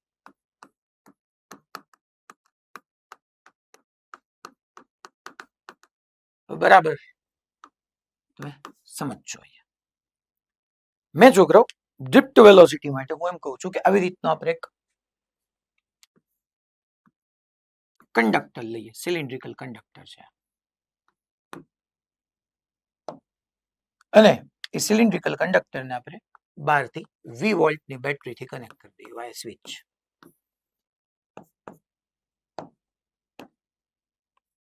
હું અહીંથી સ્વિચને ક્લોઝ કરીશ એટલે તમને ખબર જ છે કે 3 × 10⁸ કાલે મેં કીધું હતું 3 × 10⁸ મીટર પર સેકન્ડની સ્પીડથી ઇલેક્ટ્રિક ફિલ્ડ એસ્ટાબ્લિશ થશે. ઇલેક્ટ્રિક ફિલ્ડની ડાયરેક્શન તમને ખબર છે છોકરાઓ, પોઝિટિવ ટુ નેગેટિવ હોય. ઇલેક્ટ્રિક ફિલ્ડ લાઇન્સ પોઝિટિવમાંથી બહાર આવે, નેગેટિવમાં એન્ટર થાય. તો આવી રીતનું ઇલેક્ટ્રિક ફિલ્ડ આખા કંડક્ટરમાં એસ્ટાબ્લિશ થયું. હવે આની અંદરનો આપણે એક ઇલેક્ટ્રોન લઈએ. આ ઇલેક્ટ્રોન, હવે એ ઇલેક્ટ્રોનને હું અહીંયા તમને ઝૂમ કરીને દેખાડું છું. એ આખો વ્યૂ આવી રીતનું, ખાલી અહીંયા ઇલેક્ટ્રોન માટે કે આ ઇલેક્ટ્રોન છે. મેં બેટરી નો આપી હોય, સાંભળજો મારી વાત, મેં બેટરી કનેક્ટ ન કરી હોય, મીન્સ કે આ ઇલેક્ટ્રિક ફિલ્ડ કાંઈ ન હોય, તો ઇલેક્ટ્રોન કેમ ટ્રાવેલ કરતો હોય ખબર છે? આમ જાય ઘડીક વાર, પાછા એના બાજુના ઇલેક્ટ્રોન સાથે કોલાઇડ થાય, યા લેટાઇસ સ્ટ્રક્ચર સાથે કોલાઇડ થાય, પછી પાછો આમ જાય, પછી પાછો આમ જાય, આવી રીતના ગમે મોશન કરતો હોય. In the absence of electric field, ધ્યાન રાખજો, મેં ઇલેક્ટ્રિક ફિલ્ડ આપ્યું નથી, સ્વિચ ઓપન જ છે, તો ઇલેક્ટ્રોન આવી રીતના ટ્રાવેલ કરતું હોય. હવે હું સ્વિચને ક્લોઝ કરું એટલે તમને ખબર છે કે એક્સટર્નલ ઇલેક્ટ્રિક ફિલ્ડ આના ઉપર આમ આવવાનું છે, તો આનું આ મોશન તો કન્ટિન્યુ રહેવાનું જ છે, એમાં કોઈ ના નહીં પડે. આ મોશન કોને કારણે છે? તો કે ઓલી સરાઉન્ડિંગ માંથી જે હીટ આવી ને હીટને કારણે છે, આજુબાજુના મીડિયમ હીટ એનર્જી. પણ હવે તમે જોવા જાવ તો આ ઇલેક્ટ્રોન પર છોકરાઓ, ઇલેક્ટ્રોન છે, આમ એક્સટર્નલ ઇલેક્ટ્રિક ફિલ્ડ આપ્યું, તો આ એક્સટર્નલ ઇલેક્ટ્રિક ફિલ્ડને કારણે ઇલેક્ટ્રોન પર ફિલ્ડની ઓપોઝિટ ડાયરેક્શનમાં ફોર્સ લાગે. એના ઉપર ડેફિનેટલી આ ડાયરેક્શનમાં ઈ જેટલું ફોર્સ લાગે, અને ઈ ફોર્સ લાગવાથી આમ રેન્ડમાઇઝ મોશન તો કરવાનો, પણ in the absence of electric field charge particle આ પાથમાં હતો ને, તો in the presence of electric field આ ચાર્જ પાર્ટિકલ અહીંયા આવશે, પછી ઈ અહીંયા જશે, અને પછી ઈ અહીંયા જશે. જો છોકરાઓ એમાં કંઈક ડ્રેગિંગ થયું, કંઈક ડ્રિફ્ટ થઈ, ઈ ઘસડાનો ડ્રેગ થયો, ડ્રેગ કોની ઓપોઝિટ? તો કે એક્સટર્નલ ઇલેક્ટ્રિક ફિલ્ડની ઓપોઝિટ. હા, ઓલું રેન્ડમ મોશન તો કરવાનો જ છે, પણ એક વાત પાક્કી છે કે આની અંદર જેટલા બી મિલિયન, બિલિયન, ટ્રિલિયન જેટલા બી ઇલેક્ટ્રોન્સ હશે, બધા ઇલેક્ટ્રોન ગમે એ ડાયરેક્શનમાં મોશન કરતા હોય, નો પ્રોબ્લેમ. એક્સટર્નલ ઇલેક્ટ્રિક ફિલ્ડને કારણે બધા લેફ્ટ સાઈડ થોરાક તો આવશે ને આવશે, બીકોઝ ઓફ લેફ્ટ સાઈડમાં એની ઉપર ઈ જેટલું ફોર્સ લાગ્યું, and we know that force F is equal to, હું E is equal to mm મૂકી દઉં તો એની ઉપર છોકરાઓ A is equal to E by m જેટલું લેફ્ટવર્ડ એસેલરેશન B આવ્યું. આ એસેલરેશન B હું લખી શકું, that is E by m, એટલું એસેલરેશન આવ્યું, એસેલરેટેડ મોશન કર્યું. અચ્છા, આ શું? તો કે એક ઇલેક્ટ્રોન હતો, અહીંયા બીજા ઇલેક્ટ્રોન સાથે કોલાઇડ થયો, એટલે પાથ ચેન્જ થયો. આ પાથ ચેન્જ શું કામ થયા? તો કે ઇલેક્ટ્રોન કે પછી લેટાઇસ સ્ટ્રક્ચર સાથે કોલાઇઝન થાય. કોલાઇઝન એટલે અથડામણ. હવે અથડામણ કેમ થતી હશે સાહેબ? કોલાઇઝન, ઇલેક્ટ્રોન હારે કેમ અથડામણ કરી શકે? કારણ કે ઇલેક્ટ્રોન ટુ ઇલેક્ટ્રોનને રિપેલ કરે, કોલિઝન કેમ થાય? સમજાવું, ત્યાં બી પોસિબલ છે. કઈ રીતે? જો માની લો આ એક ઇલેક્ટ્રોન છે, એ આમ ટ્રાવેલ કરતો હતો, આ સેકન્ડ ઇલેક્ટ્રોન હતો, આ v વેલોસિટી થી ટ્રાવેલ કરતો હતો, આ સ્ટેશનરી હતો યા રેસ્ટ પર હતો, મીન્સ કે સ્થિર હતો. તો આપણને ખબર જ છે કે ઇલેક્ટ્રોન એકબીજાને રિપેલ કરે, અહીંયા આવશે ત્યારે એક્ઝેક્ટલી રિપેલ કરશે. બટ તમે એવું સમજ્યા છો ને, જો કે કોલિઝન ધેટ મીન્સ અથડામણ, તો ન્યા કરેક્ટ કરવાની જરૂર છે. કોલાઇઝન ધેટ મીન્સ સંઘાત, it is the process of momentum transfer, વેગમાનના આપલેની ક્રિયાનું નામ સંઘાત છે. અથડામણ એટલે ફિઝિકલ કોન્ટેક્ટ, ભૌતિક સંપર્કને છે ને ઇમ્પેક્ટ કહેવાય. કોલિઝનનો મીનિંગ તમે સમજો ને કે આની ભટકાય એટલે કોલિઝન નહીં. ભટકાય એટલે થાય છે શું? મોમેન્ટમ ટ્રાન્સફર થાય છે, વેગમાનની આપલે થાય છે. માની લો આ મારા હાથ સાથે કોઈ બોલ જોરથી ભટકાય તો એ બોલ મારા હાથને ધક્કો મારે, મારો હાથ બોલને ધક્કો મારે એટલે બોલ પાછો આવ્યો, નોર્મલ ફોર્સ, કોન્ટેક્ટ ફોર્સ આવી જાય. તો થઈ ને, ફોર્સ શોર્ટ ટાઈમ માટે ફોર્સ લઈ ગયું, F delta T is equal to delta P, momentum transfer થયું. તો સંઘાતનો મિનિંગ એવો નથી ફિઝિકલ કોન્ટેક્ટ. તો ઇલેક્ટ્રોન ઇલેક્ટ્રોનની નજીક જાય છે તેને રિપેલ કરે છે. રિપેલ કરશે એટલે શું થશે? તો એની સ્પીડ આની ડિક્રીઝ થશે. જો આ ઇલેક્ટ્રોન ને ફર્સ્ટ અને ટુ, સેકન્ડ ઇલેક્ટ્રોન ને ફર્સ્ટ ઇલેક્ટ્રોન રિપેલ કરે તો ફર્સ્ટ સેકન્ડ ને રિપેલ કરે ને, તો આ સ્ટેશનરી છે એમાંથી એની સ્પીડ ઇન્ક્રીઝ થવા માંડશે. તો અલ્ટિમેટલી શું થયું? જેની સ્પીડ વધારે હતી એ ઘટવા માંડી અને જેની સ્પીડ ઓલરેડી 0 હતી ઇન્ક્રીઝ થવા માંડી. તો થયું ને, મોમેન્ટમ ટ્રાન્સફર થઈ ગયું. તો એવી રીતના ઇલેક્ટ્રોન ઇલેક્ટ્રોન કોલાઇઝન થાય. કારણ કે આપણને એમ થાય ને કે હારું ઇલેક્ટ્રોન ઇલેક્ટ્રોન કેમ છે, એ તો એકબીજાને રિપેલ કરે. અપાકર્ષી તો એકબીજાને અપાકર્ષી તો ક્યાંથી ભેગા થવાના, ક્યાંથી અથડામણ થવાના? તો કોલિઝન નું મિનિંગ મોમેન્ટમ ટ્રાન્સફર થયું, વેગમાનની આપ લે થયું. તો એવી રીતના આ ઇલેક્ટ્રોન પહેલા તો સ્ટ્રેટ પાથ પર ગયો, અહીંયા કોકની અથડાણો એટલે પાછો પાથ બદલાનો, પાછો પાથ બદલાનો. પણ આ પાથ બદલાતા બદલાતા ઝિગઝેગ મોશન કરતા કરતા બધા મિલિયન બિલિયન ટ્રિલિયન બધા ઇલેક્ટ્રોન ડેફિનેટલી લેફ્ટ સાઈડ તો શિફ્ટ થયા ને થયા છે. જે ડ્રેગ થયા છોકરાઓ, એ ડ્રેગને કારણે જે વેલોસિટી આવી. અચ્છા, ડ્રેગ થયા, ડ્રિફ્ટ થયા. ડ્રિફ્ટ નો મિનિંગ તમને બધાને આમ જોતા અત્યારે બધા ગામની અંદર વરસાદ આવે છે, તમને ખબર જ છે છોકરાઓ. માની લો આપણા ઘરની આજુબાજુ નદીઓ વહેતી હોય, શેરીમાંથી ખાંચામાંથી, તમે ઓલી મસ્ત નાનપણમાં બોટ બનાવીને મૂકતા હો, તો એ બોટને મૂકો તો એ બોટ વોટરનો ફ્લો, પાણીનો પ્રવાહ એ બોટને એની સાથે લઈ જાય છે. તો એ મને કયો તો એ ખરેખર એ ડ્રિફ્ટ જ થયું ને, drift due to water flow. અહીંયા ડ્રિફ્ટ થયું તો આ ઇલેક્ટ્રોન શું કામ, બધા ઇલેક્ટ્રોન કેમ લેફ્ટ સાઈડ ગયા? Due to external electric field. તો જે ડ્રેગિંગ આવ્યું એ ડ્રેગિંગ જે છે છોકરાઓ, એને કારણે ઇલેક્ટ્રોન શિફ્ટ થયા. That velocity is known as drift velocity. હું લખું છું છોકરાઓ, due to external electric field, due to external electric field, all electrons are dragged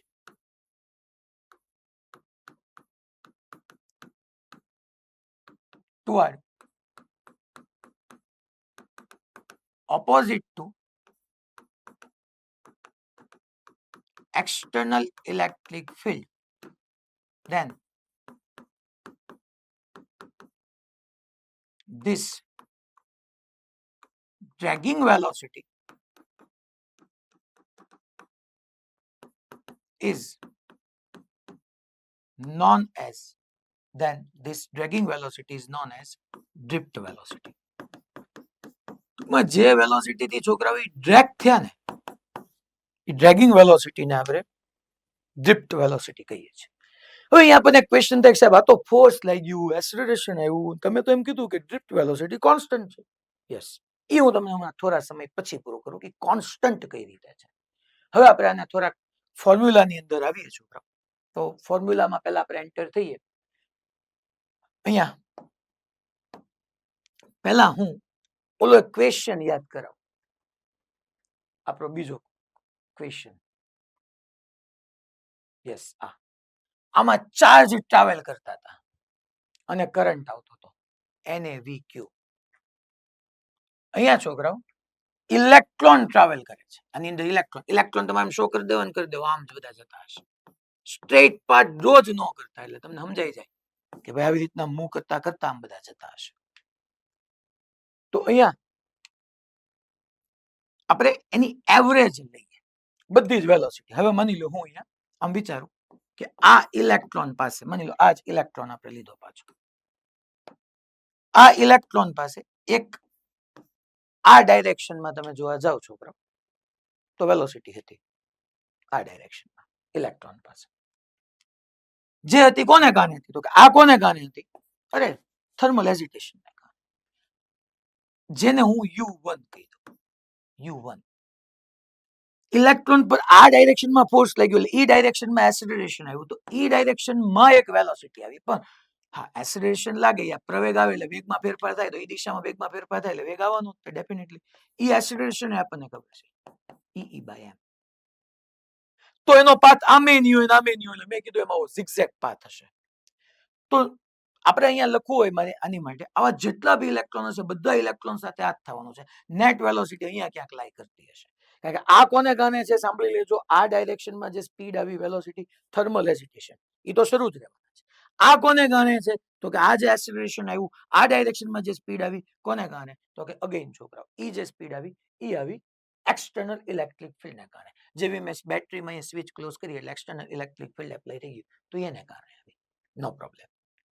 આવા જેટલા બી ઇલેક્ટ્રોન છે બધા ઇલેક્ટ્રોન માટે હું વી એવરેજ ફાઇન્ડ કરું, સરેરાશ વેગ. હવે બરાબર સમજજો તમે. તો સરેરાશ વેગ હું અહીંયા લખી શકું છું. પહેલાનો V1, સેકન્ડ ઇલેક્ટ્રોન હશે તો V2, એમ થર્ડ નો V3, એમ n પાર્ટિકલ હશે તો Vn. એવરેજ માટે બધાનું એડિશન ડિવાઇડ બાય n. આ તમને ખબર છે, ડિવાઇડ બાય n. અચ્છા, v ની જગ્યાએ શું લખું છું તો કે v ઇઝ ઇક્વલ ટુ તમે આવી એક ફોર્મ્યુલા ભણી ગયા છો u પ્લસ et. યાદ કરો, v is equal two u plus et. અચ્છા, આ ફોર્મ્યુલા ક્યારે આવે? કોન્સ્ટન્ટ એક્સિલરેશન, નિયમિત પ્રવેગ. નિયમિત પ્રવેગ છે, હા છે ને યાર. ફોર્સ કોન્સ્ટન્ટ જ છે, ઈ કોન્સ્ટન્ટ, એક્સિલરેશન કોન્સ્ટન્ટ, યુનિફોર્મ જ છે. જો તો ચાર્જ ફિક્સ હોય, એક્સટર્નલ ઇલેક્ટ્રિક ફિલ્ડ ફિક્સ હોય, ઇલેક્ટ્રોન નું માસ ફિક્સ હોય, તો એક્સિલરેશન ફિક્સ, ફોર્સ ફિક્સ. તો છોકરો આપણે આવી ફોર્મ્યુલા બની ગયા. v is equal two u plus et. અચ્છા, આમાં u એટલે ઇનિશિયલ એક્સિલરેશન. ઇનિશિયલ તો એની પાસે u1 હતું જ તે. હાર્યું જો, જે ઓલું થર્મલ એજિટેશન ને કારણે હતું જ તે u1 હતું. હું વેક્ટોરિયલી લખું, u1 હતું જ પ્લસ એ આવ્યું છોકરાઓ. પણ એક્સિલરેશન તમે જોવા જાવ તો છોકરાઓ એક્સટર્નલ ઇલેક્ટ્રિક ફિલ્ડની ઓપોઝિટ ડાયરેક્શનમાં છે. તો એની જગ્યાએ હું લખું minus E by M. Minus શું કામ તમને ખબર છે કે એક્સટર્નલ ઇલેક્ટ્રિક ફિલ્ડની ઓપોઝિટ ડાયરેક્શનમાં ટ્રાવેલ થશે. ઇન્ટુ ટાઈમ છોકરા હું લખી નાખું T1. કયો ટાઈમ ખબર છે? આ વેલોસિટી v1 કઈ આવી ખબર છે તમને? આ v1 વેક્ટર કીધું જેની વેલ્યુ હું ત્યાં મૂકીશ. આ v1 ક્યાંથી આવી ખબર છે? તો કે આ ઇલેક્ટ્રોન પાસે, આ ઇલેક્ટ્રોન આ મારી v1 છે. u1 પહેલા હતી, ફોર્સ લાગ્યું કઈ ડાયરેક્શનમાં તો કે એક્સટર્નલ ઇલેક્ટ્રિક ફિલ્ડની ઓપોઝિટમાં, એટલે એક્સપ્રેશન ઈ બાય એનાથી એક એની પાસે વેલોસિટી આવી v1. આ ડાયરેક્શનમાં હતી, આ ડાયરેક્શનમાં ફોર્સ લાગ્યો એટલે v1 નામની વેલોસિટી આવી. આવો સેકન્ડ પાર્ટિકલ પાસે ઇનિશિયલ u2 હશે, એની ઉપર એક ફોર્સ e બાય એમ આવશે ઇન્ટુ T1. અચ્છા, T1 કયો ટાઈમ ખબર છે? તો કે આ ઇલેક્ટ્રોન અહીંયા છે, જોવો છોકરાઓ અહીંયા ધ્યાન આપજો, લખવાનું સ્ટોપ કરી દે. આ ઇલેક્ટ્રોન અહીંયા છે, એ અહીંયા પહોંચ્યો ને પછીની ડાયરેક્શન ચેન્જ થઈ તો અહીંથી અહીંયા સુધી એનો પાથ સ્ટ્રેટ જ રહેશે. આ ઇલેક્ટ્રોન અહીંથી અહીંયા આવ્યો ત્યાં સુધી સ્ટ્રેટ પાથ હતો, બટ થયું શું છોકરાઓ? બીજા ઇલેક્ટ્રોન સાથે કોલાઇડ થયું એટલે પાથ ચેન્જ થયો. તો ટુ સક્સેસિવ કોલિઝન બિટવીન નો ટાઈમ છે ને એને મેં T1 ટાઈમ કીધો. That is relaxation time. આ ઇલેક્ટ્રોન અહીંયા સાથે બીજા ઇલેક્ટ્રોન સાથે કોલાઇડ થાય ને, એક ઇલેક્ટ્રોન બીજા ઇલેક્ટ્રોન સાથે કોલાઇડ થાય ને, તો કોલિઝન વચ્ચેના ટાઈમને કયો ટાઈમ કહેવાય? Relaxation time. T1 that is your relaxation time. T1 that is your relaxation time. અને આપણે કહીશું રિલેક્સેશન. આનું ઇંગ્લિશ અને ગુજરાતી બે એક જ છે, રિલેક્સેશન ટાઈમ. હું હજી મીન કે એવરેજ રિલેક્સેશન ટાઈમ ટોની વાત નથી કરતો, એટલે ઉતાવળ ન કરતા. તો આ પહેલા પાર્ટિકલ માટે કીધું, એટલે છેલ્લી વાર હું કહું છું પછી વેલ્યુ પુટ કરું છું કે આ ઇલેક્ટ્રોન પાસે એક u1 છે, આ ઇનિશિયલ, પછી એની ઉપર ફોર્સ લાગ્યું ઇલેક્ટ્રિક ફિલ્ડના કારણે, આ ડાયરેક્શનમાં ઇલેક્ટ્રિક ફિલ્ડ ફોર્સ લાગ્યું એટલે એક્સિલરેશન. પણ આ બધું ક્યાં સુધી? તો કે T1 ટાઈમ. કે જો આ ઇલેક્ટ્રોન બીજા ઇલેક્ટ્રોન કોલાઇડ થયો એટલે કામ પતી ગયું. એ T1 ટાઈમ માં આટલી વેલોસિટી આવી ગઈ, પાછી તેની વેલોસિટી ચેન્જ થઈ જવાની. તો T1 ટાઈમ માટેની વેલોસિટી v1 આવી ગઈ. હવે હું અહીંયા એની વેલ્યુ પુટ કરું. હવે અહીંયા ચેક કરવા જઈએ છોકરા, તો v average is equal to v1 ની જગ્યાએ હું મૂકું છોકરાઓ u1 minus of e by m into T1 plus v2 ની જગ્યાએ મારે મૂકવાનું આવશે u2 માઇનસ સાહેબ આ v2 કોનો? આજે એક ઇલેક્ટ્રોન માટે કીધું, એવો સેકન્ડ, એવો થર્ડ, એવો ફોર્થ, બધા માટે જ છે. Minus e by m into એનો રિલેક્સેશન ટાઈમ મેં T2 કીધું, plus dot dot dot dot dot dot dot plus આ nth પાર્ટિકલ માટે વાત કરીએ તો un minus e by m into Tn upon હું n લખું છું, અપોન હું n લખીશ. તો આ v average is equal two, અને આપણે સિમ્પ્લિફાય કરીએ તો જો તો આમ લખાય u1 plus u2 u1 plus u2 plus up to dot dot dot dot dot un divide by n minus બધામાંથી હું ઈ બાય m ને કોમન કાઢી ઈ બાય m ને મેં તો કોમન કાઢી લીધું. તો હવે હું બાકી રહ્યું t1 plus t2 plus up two tn upon n. હાલો તો હવે મારે જોવું છે, ચેક કરવું છે કેટલાની અંદર થી જાગે છે.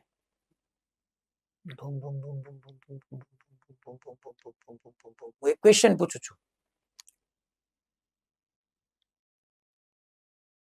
હાલો સુરેન્દ્રનગર, સુરેન્દ્રનગર આવડે છે?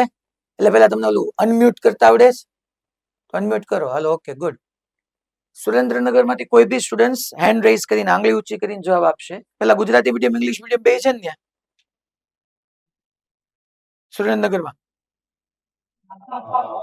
ઓકે, કોઈ બી સ્ટુડન્ટ મને આન્સર આપે u1 u2 up to un છે તો આ u કઈ વેલોસિટી છે?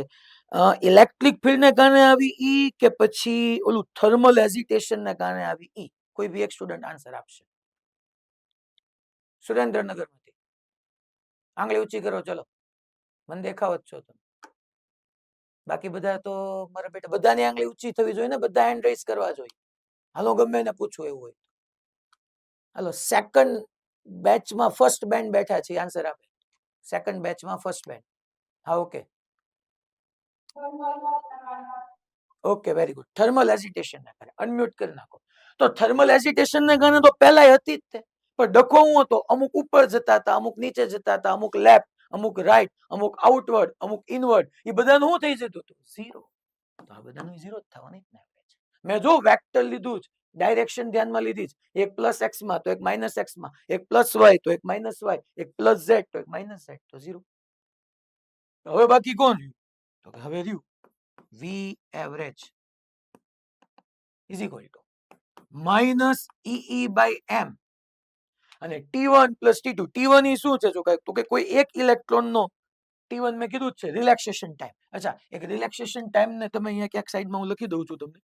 રિલેક્સેશન ટાઈમ કેવાય કોને? પહેલા ને વેલ્યુ પુટ કરતા પહેલા રિલેક્સેશન ટાઈમ. રિલેક્સેશન ટાઈમ ને આપણે ડિફાઇન કરી દઈએ. Time between two successive collision. બે સફળ અથડામણો વચ્ચેના સમયગાળાને રિલેક્સેશન ટાઈમ કહેવાય. અને અહીંયા રિલેક્સેશન ટાઈમ એટલે કે પહેલી બે અથડામણ વચ્ચેનો રિલેક્સેશન ટાઈમ, બીજી બે અથડામણ વચ્ચેનો રિલેક્સેશન ટાઈમ, પછી થર્ડ, ફોર્થ એમ કરતા n કોલિઝન થાય તો એ બધા ડિવાઈડ બાય n, એટલે એને હું ટો વડે ડિનોટ કરી દઉં. અને ટો એટલે એને આપણે છોકરાઓ મીન રિલેક્સેશન ટાઈમ કહી દઈએ. એવરેજ એ કહી શકો ને મીન એ કહી શકો છોકરાઓ.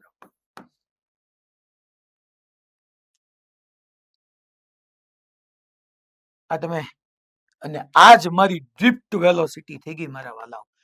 જો મેગ્નિટ્યુડ વાઇઝ લખવું હોય તો ઈ બાય એમ ઇન્ટુ ટો. આ તમે બધા ભણી ગયા હશો, જેટલા બી સેન્ટરમાં થર્ડ ચેપ્ટર ચાલી ગયું છે તમે ભણી ગયા છો. VD is equal to E by M. સાહેબ આ માઇનસ બે ના હમણાં બધું કહી દો, ખાલી મેં તમને પેલા મેગ્નિટ્યુડ વાઇઝ લખાયું. હે સાહેબ આ વી એવરેજ નું વીડી કયું થઈ ગયું? અરે હું એ કહું છું, ઈ જ વીડી છે. વી એવરેજ જે ફાઇનલ વેલોસિટી આવી, કારણ કે આમાં શું થયું, આવ્યું ઘણી બધી વેલોસિટી, પણ u1 u2 ની તો બધી ઝીરો થઈ ગઈ. કેમ ઝીરો થઈ ગઈ? મેં એનો વેક્ટર સમ કર્યો. જો વેક્ટર છે, જમણી બાજુ ડાબી બાજુ, પૂરું થઈ ગયું. Left side right side zero.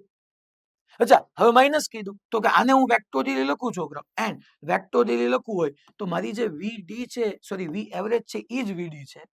Is equal to એમ ન લખી શકું minus E by M into tau. હવે સાહેબ લેફ્ટ સાઈડ તમે વેક્ટર રાખો ને રાઈટ સાઈડ નો રાખો, એમ થોડું હાલે. You are right. તો રાઈટ સાઈડ કોણ વેક્ટર છે? ચાર્જ? ના ના. માસ? ના ના. બોલો તો ટાઈમ છે. ઈ ઇલેક્ટ્રિક ફિલ્ડ.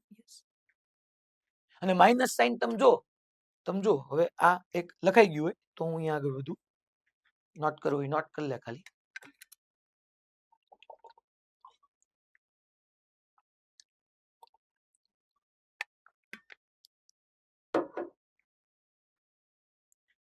ચાલો તમે આપણે અહીંયા ચેક કરવા જઈએ આમ જો ને તમે અહીંયા આપણું એક્સટર્નલ ઇલેક્ટ્રિક ફિલ્ડ રાઇટવર્ડ હતું. ફાઇનલી જે વીડી જે કોન્સ્ટન્ટ વેલો એ તો હજી સમજવાની બાકી જ છે, કોન્સ્ટન્ટ વેલોસિટી છે. એ વીડી થી જો લેફ્ટવર્ડ જ જાય છે તો તમારું એક્સટર્નલ ઇલેક્ટ્રિક ફિલ્ડ માની લો રાઇટવર્ડ હતું, જે બેટરીનું હતું, 3 × 10⁸ મીટર પર સેકન્ડ થી જતું હતું. અને આ ડાયરેક્શનમાં છોકરાઓ તમારી પાસે ડ્રિફ્ટ વેલોસિટી વીડી આવશે. દેખાય જ છે ઇલેક્ટ્રોન આમ ટ્રાવેલ કરશે, બે ઓપોઝિટ ડાયરેક્શનમાં છે, તો માઇનસ ઈ જ શો કરશે કે બે ઓપોઝિટ ડાયરેક્શન માઇનસ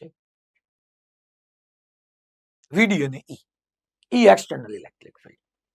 મેઇનલી તમે આ સમજી ગયા છો કે વીડી is equal two ઈ/m into tau. હવે બધા ઇક્વેશનોની હારમાળા ટૂંકમાં તમને એટલું ખબર પડી. અને છોકરાઓ હજી હું તમને કહું, આ એક વાત ખાસ નોટ કરવા જેવી કે તમે કોઈ કંડક્ટરની અંદર આપણે ફાઇન્ડ કરશું તો એક પ્રોબ્લેમ એ છે કે જો તમે વીડી ફાઇન્ડ કરો ને, ડ્રિફ્ટ વેલોસિટી વીડી, તો એ 1 મિલીમીટર પર સેકન્ડ મિલીમીટરના રેન્જની આવે. Drift velocity is equal two, અહીંયા હું લખી નાખું, if V find VD in metal then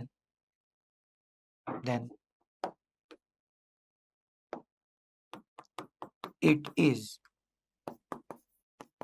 in the range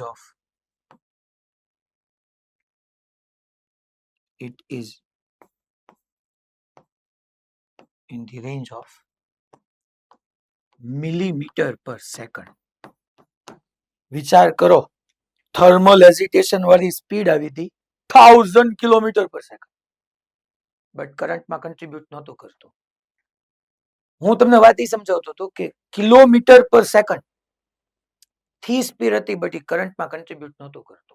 millimetre પર સેકન્ડ ની આવી ડ્રિફ્ટ વેલોસિટી, વેરી લેસ કહેવાય ને, મિલી 10⁻³ બટ એ બધી જ વીડી ની ડાયરેક્શન એક ફિક્સ હતી. અને વીડી ની ડાયરેક્શન આપણે જોયું -E/m ઇન્ટુ ટો, એક્સટર્નલ ઇલેક્ટ્રિક ફિલ્ડ ની opposite ડાયરેક્શનમાં.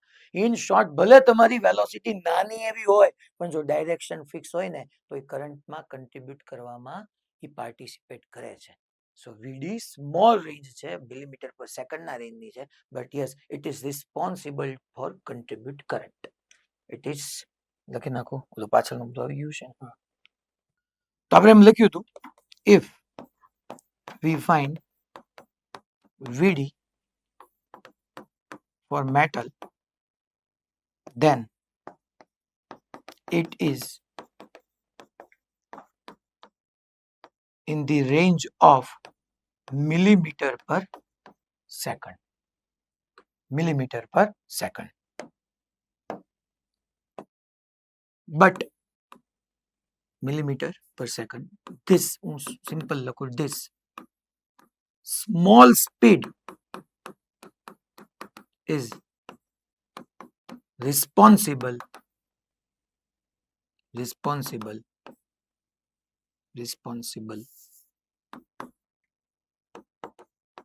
to flow charge, yeah, produce current.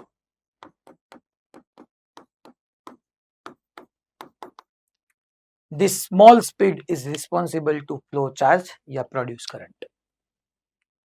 Millimetre પર સેકન્ડ છે, બટ રિસ્પોન્સિબલ છે, યસ.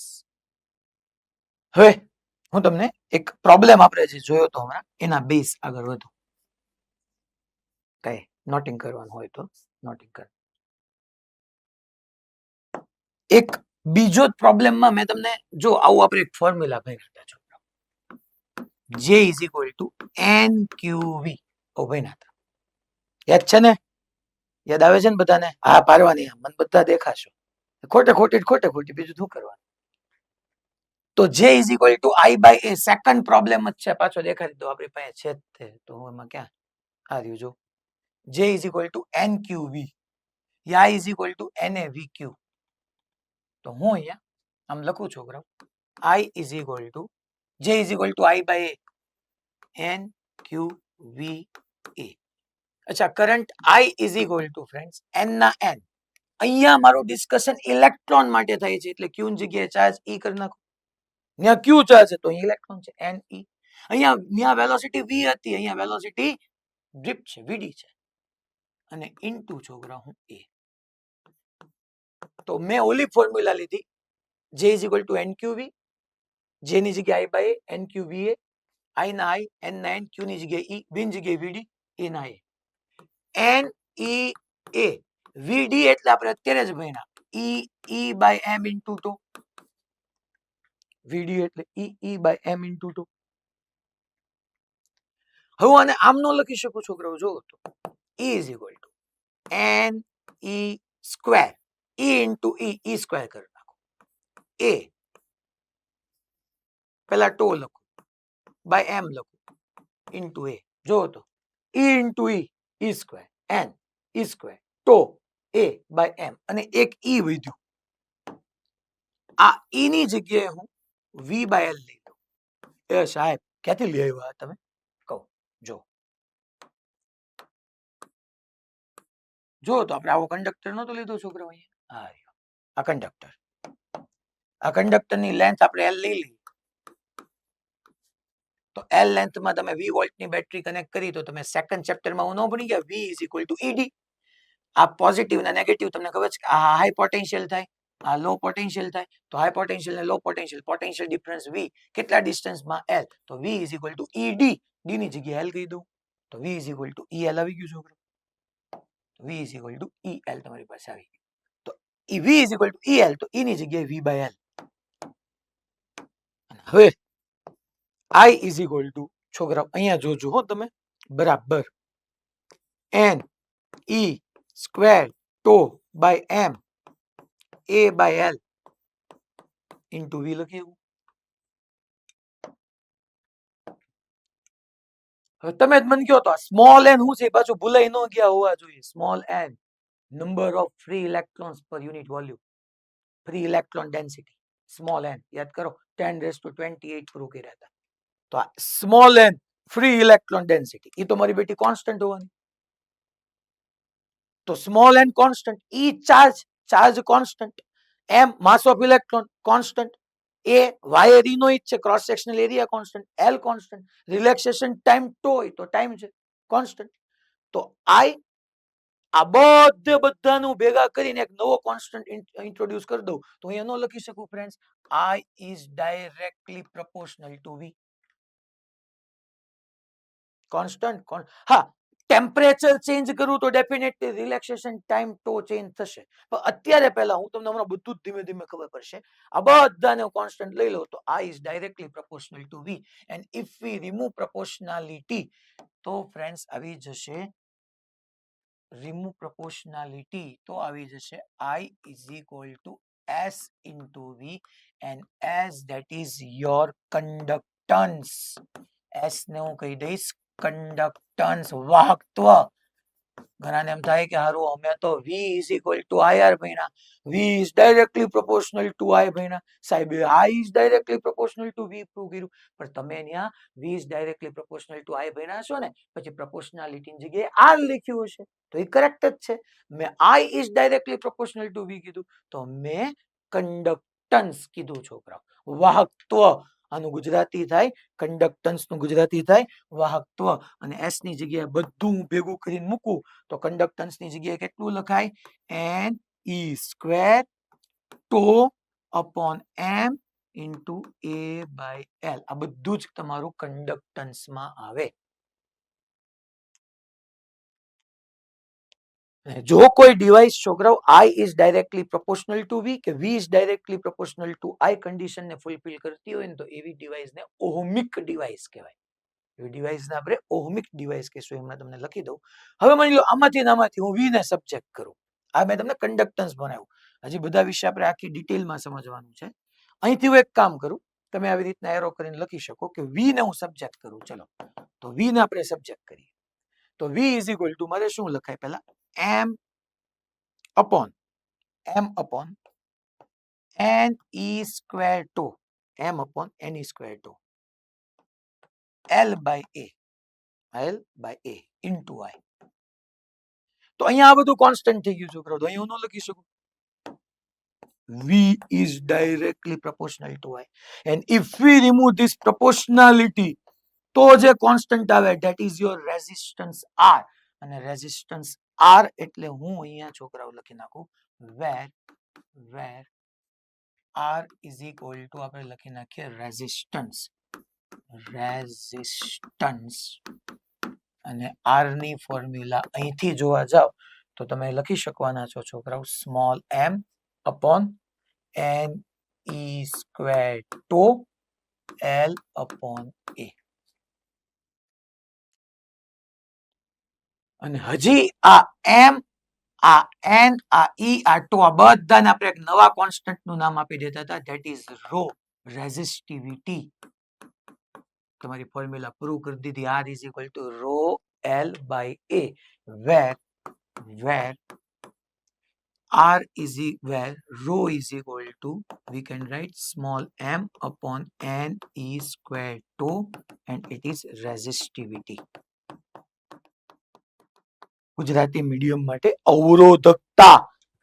એક છોકરાઓ કંડક્ટન્સ એટલે વાહકત્વ આવ્યું. આ રેઝિસ્ટન્સ એટલે અવરોધ R અને આ આવી અવરોધકતા. આ બધી ફોર્મ્યુલા તમે જો ચેપ્ટર રિકેપ કરતા હશો તો ભણ્યા હશો. હવે આ બધાને ઇન્ડિવિડ્યુઅલી થોડીક આપણે સમજવાની સ્ટાર્ટ કરીએ છોકરા. હું રેઝિસ્ટન્સ થી તમને કહું કારણ કે આના ઉપરના ક્વેશ્ચન પૂછાય છે. એમની મનતા કાંઈ નથી પૂછાવાનું. હું નેક્સ્ટ સ્લાઇડ ની અંદર લઈ લઉં તો R is equal to મને શું મળ્યું પહેલા હેડિંગ આપું કે હું તમને થોડું રેઝિસ્ટન્સ સમજાવું છું. સાહેબ રેઝિસ્ટન્સ માં શું સમજાવશો જો હમણાં ખબર છે. રેઝિસ્ટન્સ આ રહ્યું m upon n e square 2 તો કે એની પહેલા formula m upon n e square 2 L by A. તો આના ઉપરથી પહેલા તો it depends upon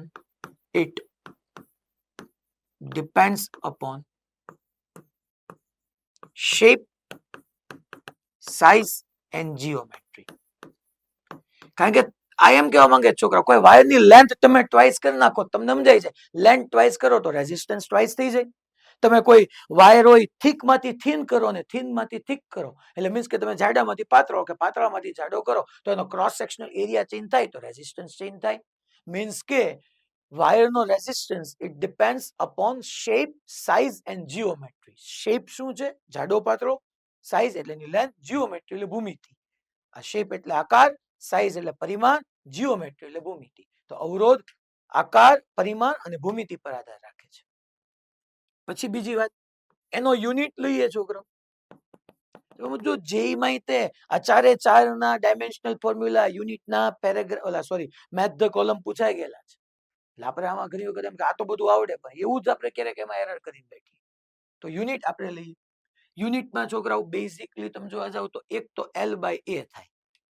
હવે તમે અહીંયા જોવા જાવ તો તમે યુનિટમાં આવો ઓહમ એવું સમજી ગયા છો. L by આ બધું કોન્સ્ટન્ટ આપણે સિમ્પલ તમે 10th માં હતા ત્યારે ભણી ગયા હતા કે ભાઈ રેઝિસ્ટન્સ નો યુનિટ ઓહમ યા આપણે અહીંયા સમજો V is equal to IR તો આપણે કહી શકીએ V નો વોલ્ટ પર એમ્પિયર એવું બી થાય. ઓહમ બી થાય. I નો સિમ્બોલ છે ઓહમ નો સિમ્બોલ ઓમેગા અને ઓમેગા એનો સિમ્બોલ છે યા વોલ્ટ પર એમ્પિયર V by I. અચ્છા તમને એની ડાયમેન્શનલ ફોર્મ્યુલા પૂછાય. ડાયમેન્શનલ ફોર્મ્યુલા પૂછાય તો હવે એમાં આપણે ઘણી વખત અટવાઈ જઈએ કે ભાઈ ડાયમેન્શનલ ફોર્મ્યુલા અરે ચિંતા નહીં કરવાની. જો ગમે કોઈ દી યાદ જ નથી રાખવાની આ વસ્તુ. બેઝિક ડાયમેન્શનલ ફોર્મ્યુલા આવડતી હોય એટલે ચિંતા જ નહીં કરવાની. V વોલ્ટ ની શું થાય લે તો ભૂલાઈ ગઈ કાંઈ વાંધો નહીં. કરંટ એટલે એમ્પિયર એટલે I1 લખો A1 લખો નો પ્રોબ્લેમ. હું A1 લખ્યો. અચ્છા વોલ્ટ અરે યાર તમે સેકન્ડ ચેપ્ટરમાં તરત યાદ આવી જોઈએ. W is equal to હું કઈક VQ ભણ્યો હતો. V વોલ્ટ જ હતું. તો છોકરાઓ potential V is equal to W is equal to VQ તો V is equal to W by Q. Hello W ની યાદ કરો. W ની તો યાદ જ હોય ને M1 L2 T minus 2. અચ્છા Q એટલે charge Q is equal to IT. Yes A1 T1. ચાલો સિમ્પ્લિફાઈ કરીને મૂકી દો તો M1 L2 T minus 3 A minus 1. તો રેઝિસ્ટન્સ ની જો ડાયમેન્શનલ ફોર્મ્યુલા તમારી પાસે આવી ગઈ ત્યાંથી that is M1 L2 T minus 3 A minus 2 M1 L2 T minus 3 A minus આવી રીતના યાદ કરાય આ કઈ ગોખવા નો બે R is equal to V by I okay V અચ્છા M V વોલ્ટ તો W by Q કરંટ ની ખબર હોય પૂરું હજી એટલું નહીં ખાલી ઘડીક વાર રાખું છું હજી એક ઇમ્પોર્ટન્ટ વાત છે ગુડ કંડક્ટર હોય ને ગુડ કંડક્ટર સારા વાહક સારો વાહક જ એને કહેવાય જેમાં n વધારે હોય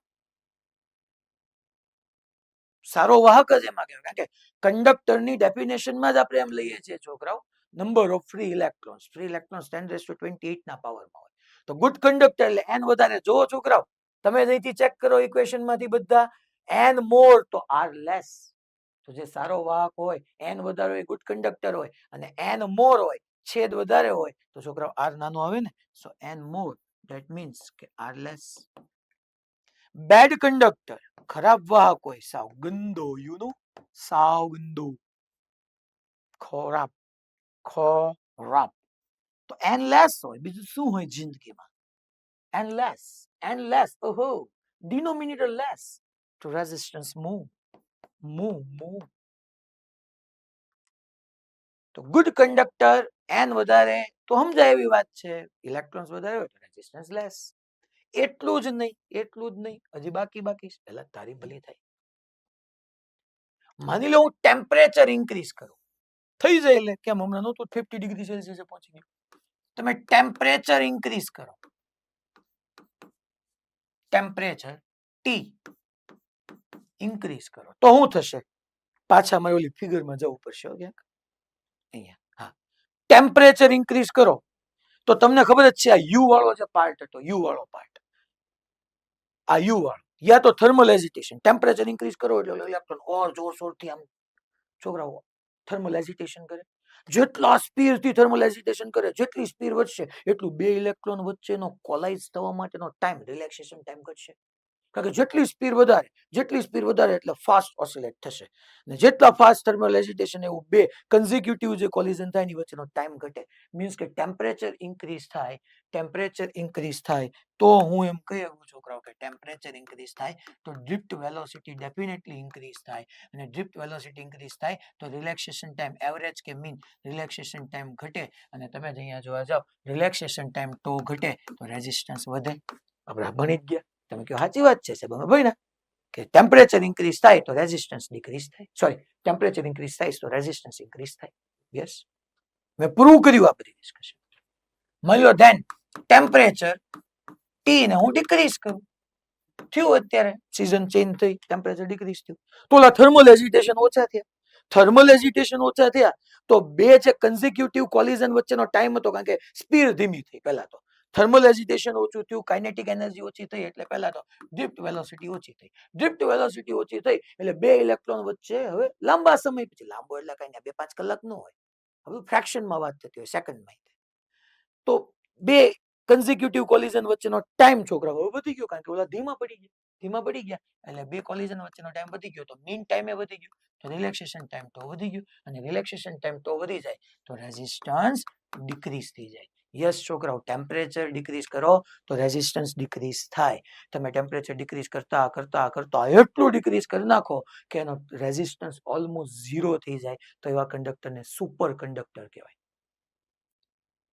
સુપર કંડક્ટિવિટી એના ઉપર અત્યારે બધું આખું રિસર્ચ ચાલી રહ્યું છે અત્યારે સુધીમાં લગભગ આઈ થિંક 120-30 કેલ્વિન સુધી આઈડિયલી તો આપણે એમ કહેવામાં આવે છે 3 કેલ્વિન એટલે -3 કેલ્વિન એટલે માઇનસ તમે સમજો ને 270 ડિગ્રી સેલ્સિયસે પહોંચો ને ત્યારે રેઝિસ્ટન્સ 0 થાય હવે -270 તમારું ડો ક્યાં પોગે એ પોસિબલ જ નથી એટલે રેઝિસ્ટન્સ ત્યાં ડિક્રીઝ થઈ જાય ચાલો રેડી આમાં 12 વાગ્યા છે ઘણાને પાછું શું ઘડિયાળ હોય 10:15 થી 12 નો તો એને એમ એટલે હજી હું 5-10 મિનિટ લઈશ કારણ કે આપણે વચ્ચે ઓલી લાઈટ ગઈ ને એમાં થોડુંક ડિસ્ટર્બન્સ થયું છે એટલા માટે આ ટોપિક મારે પૂરો કરવો જરૂરી છે એટલા માટે હાલશે ને એટલે હાલશે આમ તો કયો હા ઓકે ડન એક બે પરાને કર્યું આ એક મારા બેટા આ લીલા વાળા કોણ ભાઈ લીલો યુનિફોર્મ, ગ્રીન યુનિફોર્મ, ને નામ નથી આવતું, યુઝર જ લખેલું આવે છે ખાલી. ગ્રીન યુનિફોર્મ, હેલો ગ્રીન વાળા કોક કે આ નહીં, સુરેન્દ્રનગર નહીં, જીસીઆઈ મોરબી નહીં, વાયલી વાળા નહીં, એ સિવાય હવે કોઈ નહીં, નડિયાદી નહીં. આ જાણવું પડશે આ કયા છે. એને મારા બેટાને એને નથી સમજાતું ગમને કે સાહેબ, કારણ કે એના સેન્ટર નું નામ નથી આવતું.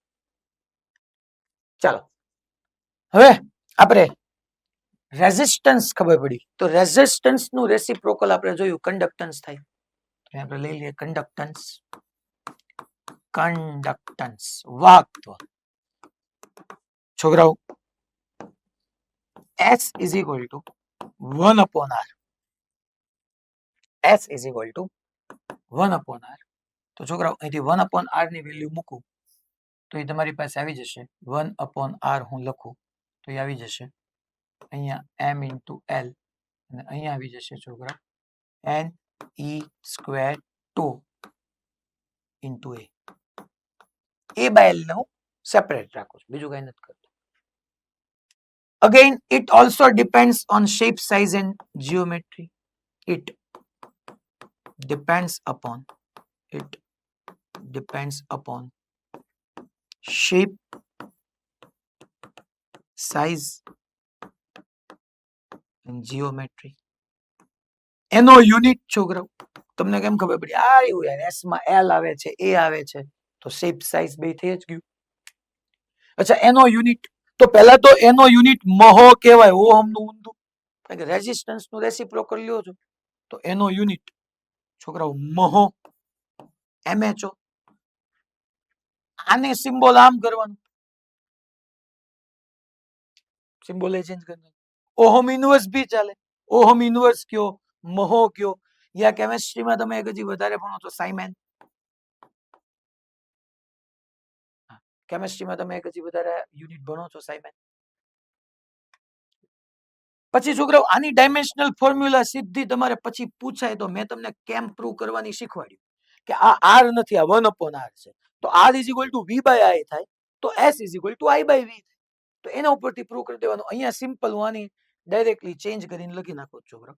M1 નહીં આવે, M-1 આવશે, L-2 આવશે, T ની +3 કરી નાખું, A ની 2 કરી નાખું. છોકરાઓ આનું મેં ડાયરેક્ટલી ઊંધું કરી નાખ્યું, 1 છે -1 પ્લસ. તમારે આમ નથી હો, તમારે પાછું કઈ બે હોય જેવું જરૂરી નથી, હોય તો તમારું કામ થઈ જાય. પછી ગુડ કંડક્ટર્સ અને બેડ કંડક્ટર્સ, એની માટે ડિસ્કશન આપણે કરીએ. ચલો, ગુડ કંડક્ટર. તો ગુડ કંડક્ટર નો મિનિંગ જ એ થઈ ગયો કે છોકરાઓ ગુડ કંડક્ટર હશે એટલે એમાં n મોર હશે. તમે જો ને, n વધારે છોકરાઓ, n એટલે free electron density, number of free electrons per unit volume. n મોર તો છોકરાઓ કન્ડક્ટન્સ સારું જોઈને, સાચી જ વાત છે ને, વેલિડ પોઈન્ટ છે કે જેટલા ફ્રી ઇલેક્ટ્રોન્સ વધારે એટલે એનું કન્ડક્ટન્સ વાહકત્વ વધારે. બેડ કંડક્ટર તો છોકરાઓ n લેસ તો છોકરાઓ આપણે કહી શકીએ કે તમારું કન્ડક્ટન્સ લેસ. સમજાઈ જાય એવી વાત છે. ટેમ્પરેચર માટે જોઈ લો, જો ટેમ્પરેચર વધે તો પહેલી તો વાત ડ્રિફ્ટ વેલોસિટી તમારી ઇન્ક્રીઝ થવાની. હવે ડ્રિફ્ટ એટલે સાહેબ તમે એની અંદર શું આમ ડ્રિફ્ટ એટલે ઓલા થર્મલ ઓક્સિડેશન, એની હા નેટ ઝીરો થઈ જાય. હું કહીશ તો એમ જ કે વીડી ઇન્ક્રીઝ થઈ. તો વીડી ઇન્ક્રીઝ થઈ, ધેટ મીન્સ કે છોકરાઓ આપણે કહી શકીએ કે વીડી ઇન્ક્રીઝ થઈ તો બે ઇલેક્ટ્રોન એક વખત કોલાઇડ થાય, બીજી વખત કોલાઇડ થાય તો ટુ જે સક્સેસિવ કોલિઝન છે એની વચ્ચેનો રિલેક્સેશન ટાઈમ તો ડિક્રીઝ થાય. અને તમે અહીંયા જોવો છોકરાઓ તો ડિક્રીઝ થાય તો યસ કન્ડક્ટન્સ ડિક્રીઝ થાય. સાચી વાત છે, સમજાય જાય એવી વાત છે કે ટેમ્પરેચર વધે તો રેઝિસ્ટન્સ વધે, અને રેઝિસ્ટન્સ વધ્યો ક્યારે હોય? જ્યારે કન્ડક્ટન્સ વાહકત્વ ઘટ્યું હોય. અને ધેન માની લો ટેમ્પરેચર ને હું ડિક્રીઝ કરું, અહીંયા એક મારે વીડી માં ઇન્ક્રીઝ કરવાનું રહી ગયું છે. ઓકે, તો છોકરાઓ ડ્રિફ્ટ વેલોસિટી ડિક્રીઝ થાય તો રિલેક્સેશન ટાઈમ તો ઇન્ક્રીઝ થાય, અને રિલેક્સેશન ટાઈમ તો ઇન્ક્રીઝ થાય તો આપણે એમ કહી શકીએ કે છોકરાઓ એનું કન્ડક્ટન્સ ઇન્ક્રીઝ થાય. આ સમજાઈ જાય એવી વાત છે. હવે લાસ્ટ બે વસ્તુ છોકરાઓ, કન્ડક્ટિવિટી અને રેઝિસ્ટિવિટી. આપણે હમણાં જોયું કે R is equal to rho L by A. એટલે અહીંયા હું પાછો આવું તો અહીંયા આપણે R is equal to rho L by A કહીએ, R is equal to rho L by A, આના પરથી આટલા પોર્શન ને રો કહેવાય, આટલા પોર્શન ને રો કહેવાય. તો હું રો ઇઝ ઇક્વલ ટુ મૂકું m upon n e square tau, rho ની જગ્યાએ મૂકું rho is equal to m upon n e square tau, નામ આપી દઉં છોકરા રેઝિસ્ટિવિટી, એને આપણે રો થી. છોકરાઓ આના ઉપરના ક્વેશ્ચન આવે, રેઝિસ્ટિવિટી પહેલો point, it does not depend upon it, આ અવરોધકતા, રેઝિસ્ટિવિટી એટલે અવરોધકતા, it does not depend upon shape, size and geometry. Shape, size and geometry. કારણ કે L by A નથી એવું જોવો તમે, L અને A નથી, L અને A હોય તો shape, size, geometry થાય. અચ્છા, એના યુનિટ નું ડિસ્કશન કરીએ.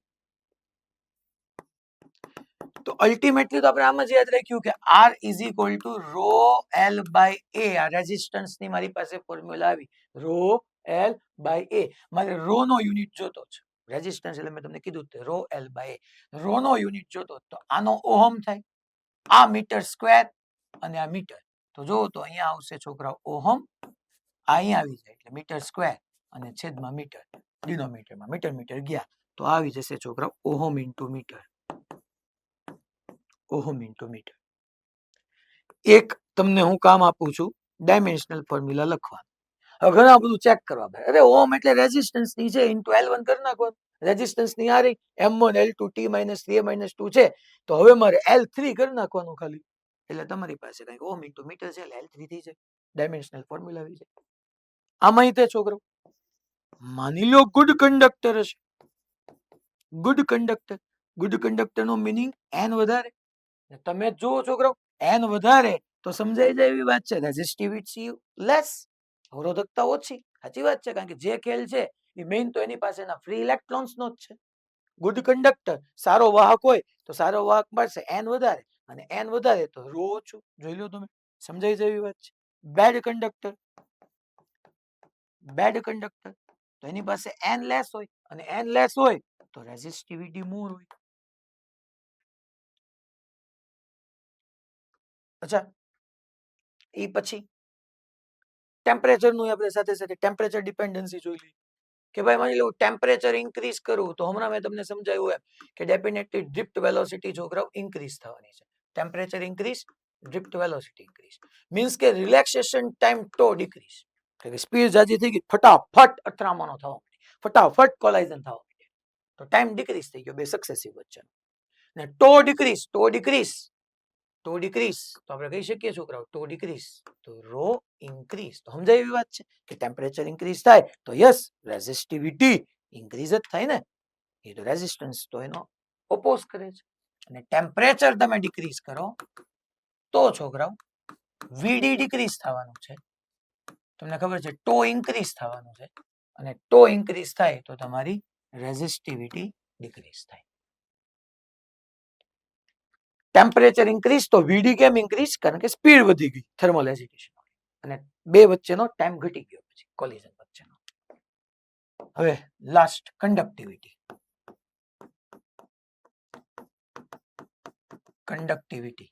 જેને હું સિગ્મા કહું છું, અને કંડક્ટિવિટી એટલે રેઝિસ્ટિવિટી ના reciprocal, sigma is equal to 1/ρ, conductivity sigma is equal to 1/ρ. Again, it does not depend upon shape, size, geometry. કારણ કે આમાં તે છોકરા, અચ્છા પહેલા હું રો ની વેલ્યુ પુટ કરું તો રો ઇઝ ઇક્વલ ટુ છોકરા આવવાનું છે m/n(e²2), કે l અને a ન થવાનું, તો આપણે લખી નાખીએ it does not depend upon shape, size and geometry. Shape, size and geometry. And એનો છોકરાઓ યુનિટ, તો પછી આનું આપણે ઓહમ ઇન્ટુ મીટર ઇન્વર્સ જ કરી નાખીએ, ઓહમ ઇન્ટુ મીટર ઇન્વર્સ. આને તમે એમ લખી શકો મહો ઇન્ટુ મીટર ઇન્વર્સ ખાલી આમે લખી શકો હો ભાઈ. મહો કરો તો પછી મીટર રેસ ટુ -1 જ કરવા. ધ્યાન રાખજો. ડાયમેન્શનલ ફોર્મ્યુલા હવે તમને આવડે, ખાસ લખી નાખવાની. આ 4 ની છોકરાઓ ટેબલ બનાવીને જેઈમાં 2 વાર આવી ગયા છે અત્યાર સુધીમાં. એક વાર યુનિટમાં આવ્યો અને એક વાર ડાયમેન્શનલ ફોર્મ્યુલા સાથેનો તમારો મેથ ધ કોલમ આવ્યો. હવે ગુડ કંડક્ટર ને બેડ કંડક્ટર જીવનની અંદર જોઈએ. ચાલો, ગુડ કંડક્ટર, ગુડ કંડક્ટર. હું બોલું છું એવી રીત ન ઘણા કે પાછો અવાજમાં પ્રોબ્લેમ છે. એટલે હું બોલું છું એમ ભાઈ. પછી હું છે, અમે એકલા બોલતા હોય એટલે એમને ગાંડા જેવી ફિલિંગ આવે ને માણસને. તમે બધા છો, હું તો અહીંયા એકલો છું. બધું આમ ખાવા દોડે પછી આપણને. એન ગુડ કંડક્ટરમાં એન વધારે તો એન વધારે, યસ એન મોર, ઓહો વાવ, એન વધારે તો સિગ્મા વધારે. સમજાઈ જાય એવી વાત છે. સિગ્મા તો સારું છે ને, that is conductivity. Number of free electrons, electron density more તો કંડક્ટિવિટી મોર. સમજાઈ જાય એવી વાત છે. મુક્ત ઇલેક્ટ્રોનની સંખ્યા કરતા વધારે તો વાહકતા વધારે. વાવ વાવ. બેજ કંડક્ટર, યુ નો બેજ conductor. So bad conductor means endless. Oh, endless to conductivity less. તો બીજું શું હોય જીવનમાં? Jen. Temperature increase. Temperature increase થાય તો VD આપણને ખબર છે increase જ થવાની છે. VD increase થાય તો relaxation time tau decrease થાય. અને tau decrease થાય તો conductivity decrease થાય. સમજી જગાય એવી વાત છે ને કે ભાઈ ટેમ્પરેચર ઇન્ક્રીઝ થઈ જાય એટલે રેઝિસ્ટન્સ ઇન્ક્રીઝ થાય, રેઝિસ્ટિવિટી ઇન્ક્રીઝ થાય, કંડક્ટિવિટી ડિક્રીઝ થાય.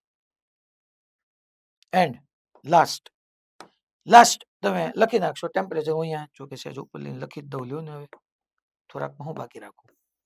ટેમ્પરેચર ડિક્રીઝ તો વીડી ડિક્રીઝ અને વીડી ડિક્રીઝ તો છોકરાઓ રિલેક્સેશન ટાઈમ તો ઇન્ક્રીઝ તો સિગ્મા મોર. આ બધું આમાંથી ઘણા બધા મે બી ચેપ્ટર ભણીને બેઠા હશે. Sigma, rho, R, conductance. હજી ડ્રિફ્ટ વેલોસિટી કોન્સ્ટન્ટ શું કામ છે તો આપણે હજી ટાઈમના અભાવે અત્યારે નથી સમજી શકો. એક ગુડ ન્યૂઝ એ છે આની માટે કે તમારે આજે હોમવર્કમાં ઓલી એક પ્રેક્ટિસ નથી કરવાની, કારણ કે અમુક મારે કરાવવાની જ છે.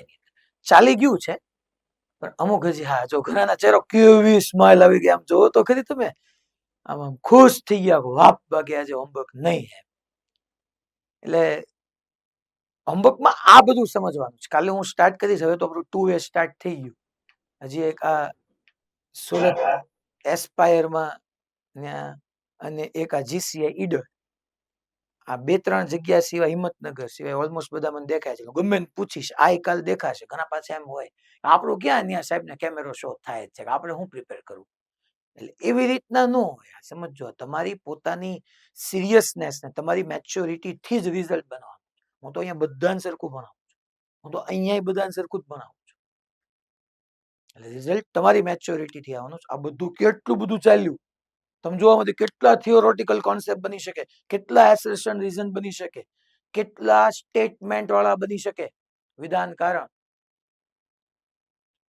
તો આ બધું તમે આને રિપીટ કરશો. અત્યારે લખી લીધું મસ્ત રીતે, બરાબર છે. એટલે બેટર છે તમે એક વખત લખો અને પછી જ કાલે અહીંયા આવો. એટલે હોમવર્ક તમારે અહીંયા સબમિટ કરવાનું હોય તો આજનું આખું બોર્ડ વર્ક તમે લખીને મૂકવાનું છે. એમાંય પાછું કોપી મારી નહીં, એક વખત આખો રીડ કરી જાઓ અત્યારે સ્કૂલમાં, સાંજે ઘરે જઈને બધું મોઢે લખવાનું સ્ટાર્ટ કરો કે આમાં સાહેબે ક્યાં શું કીધું હતું.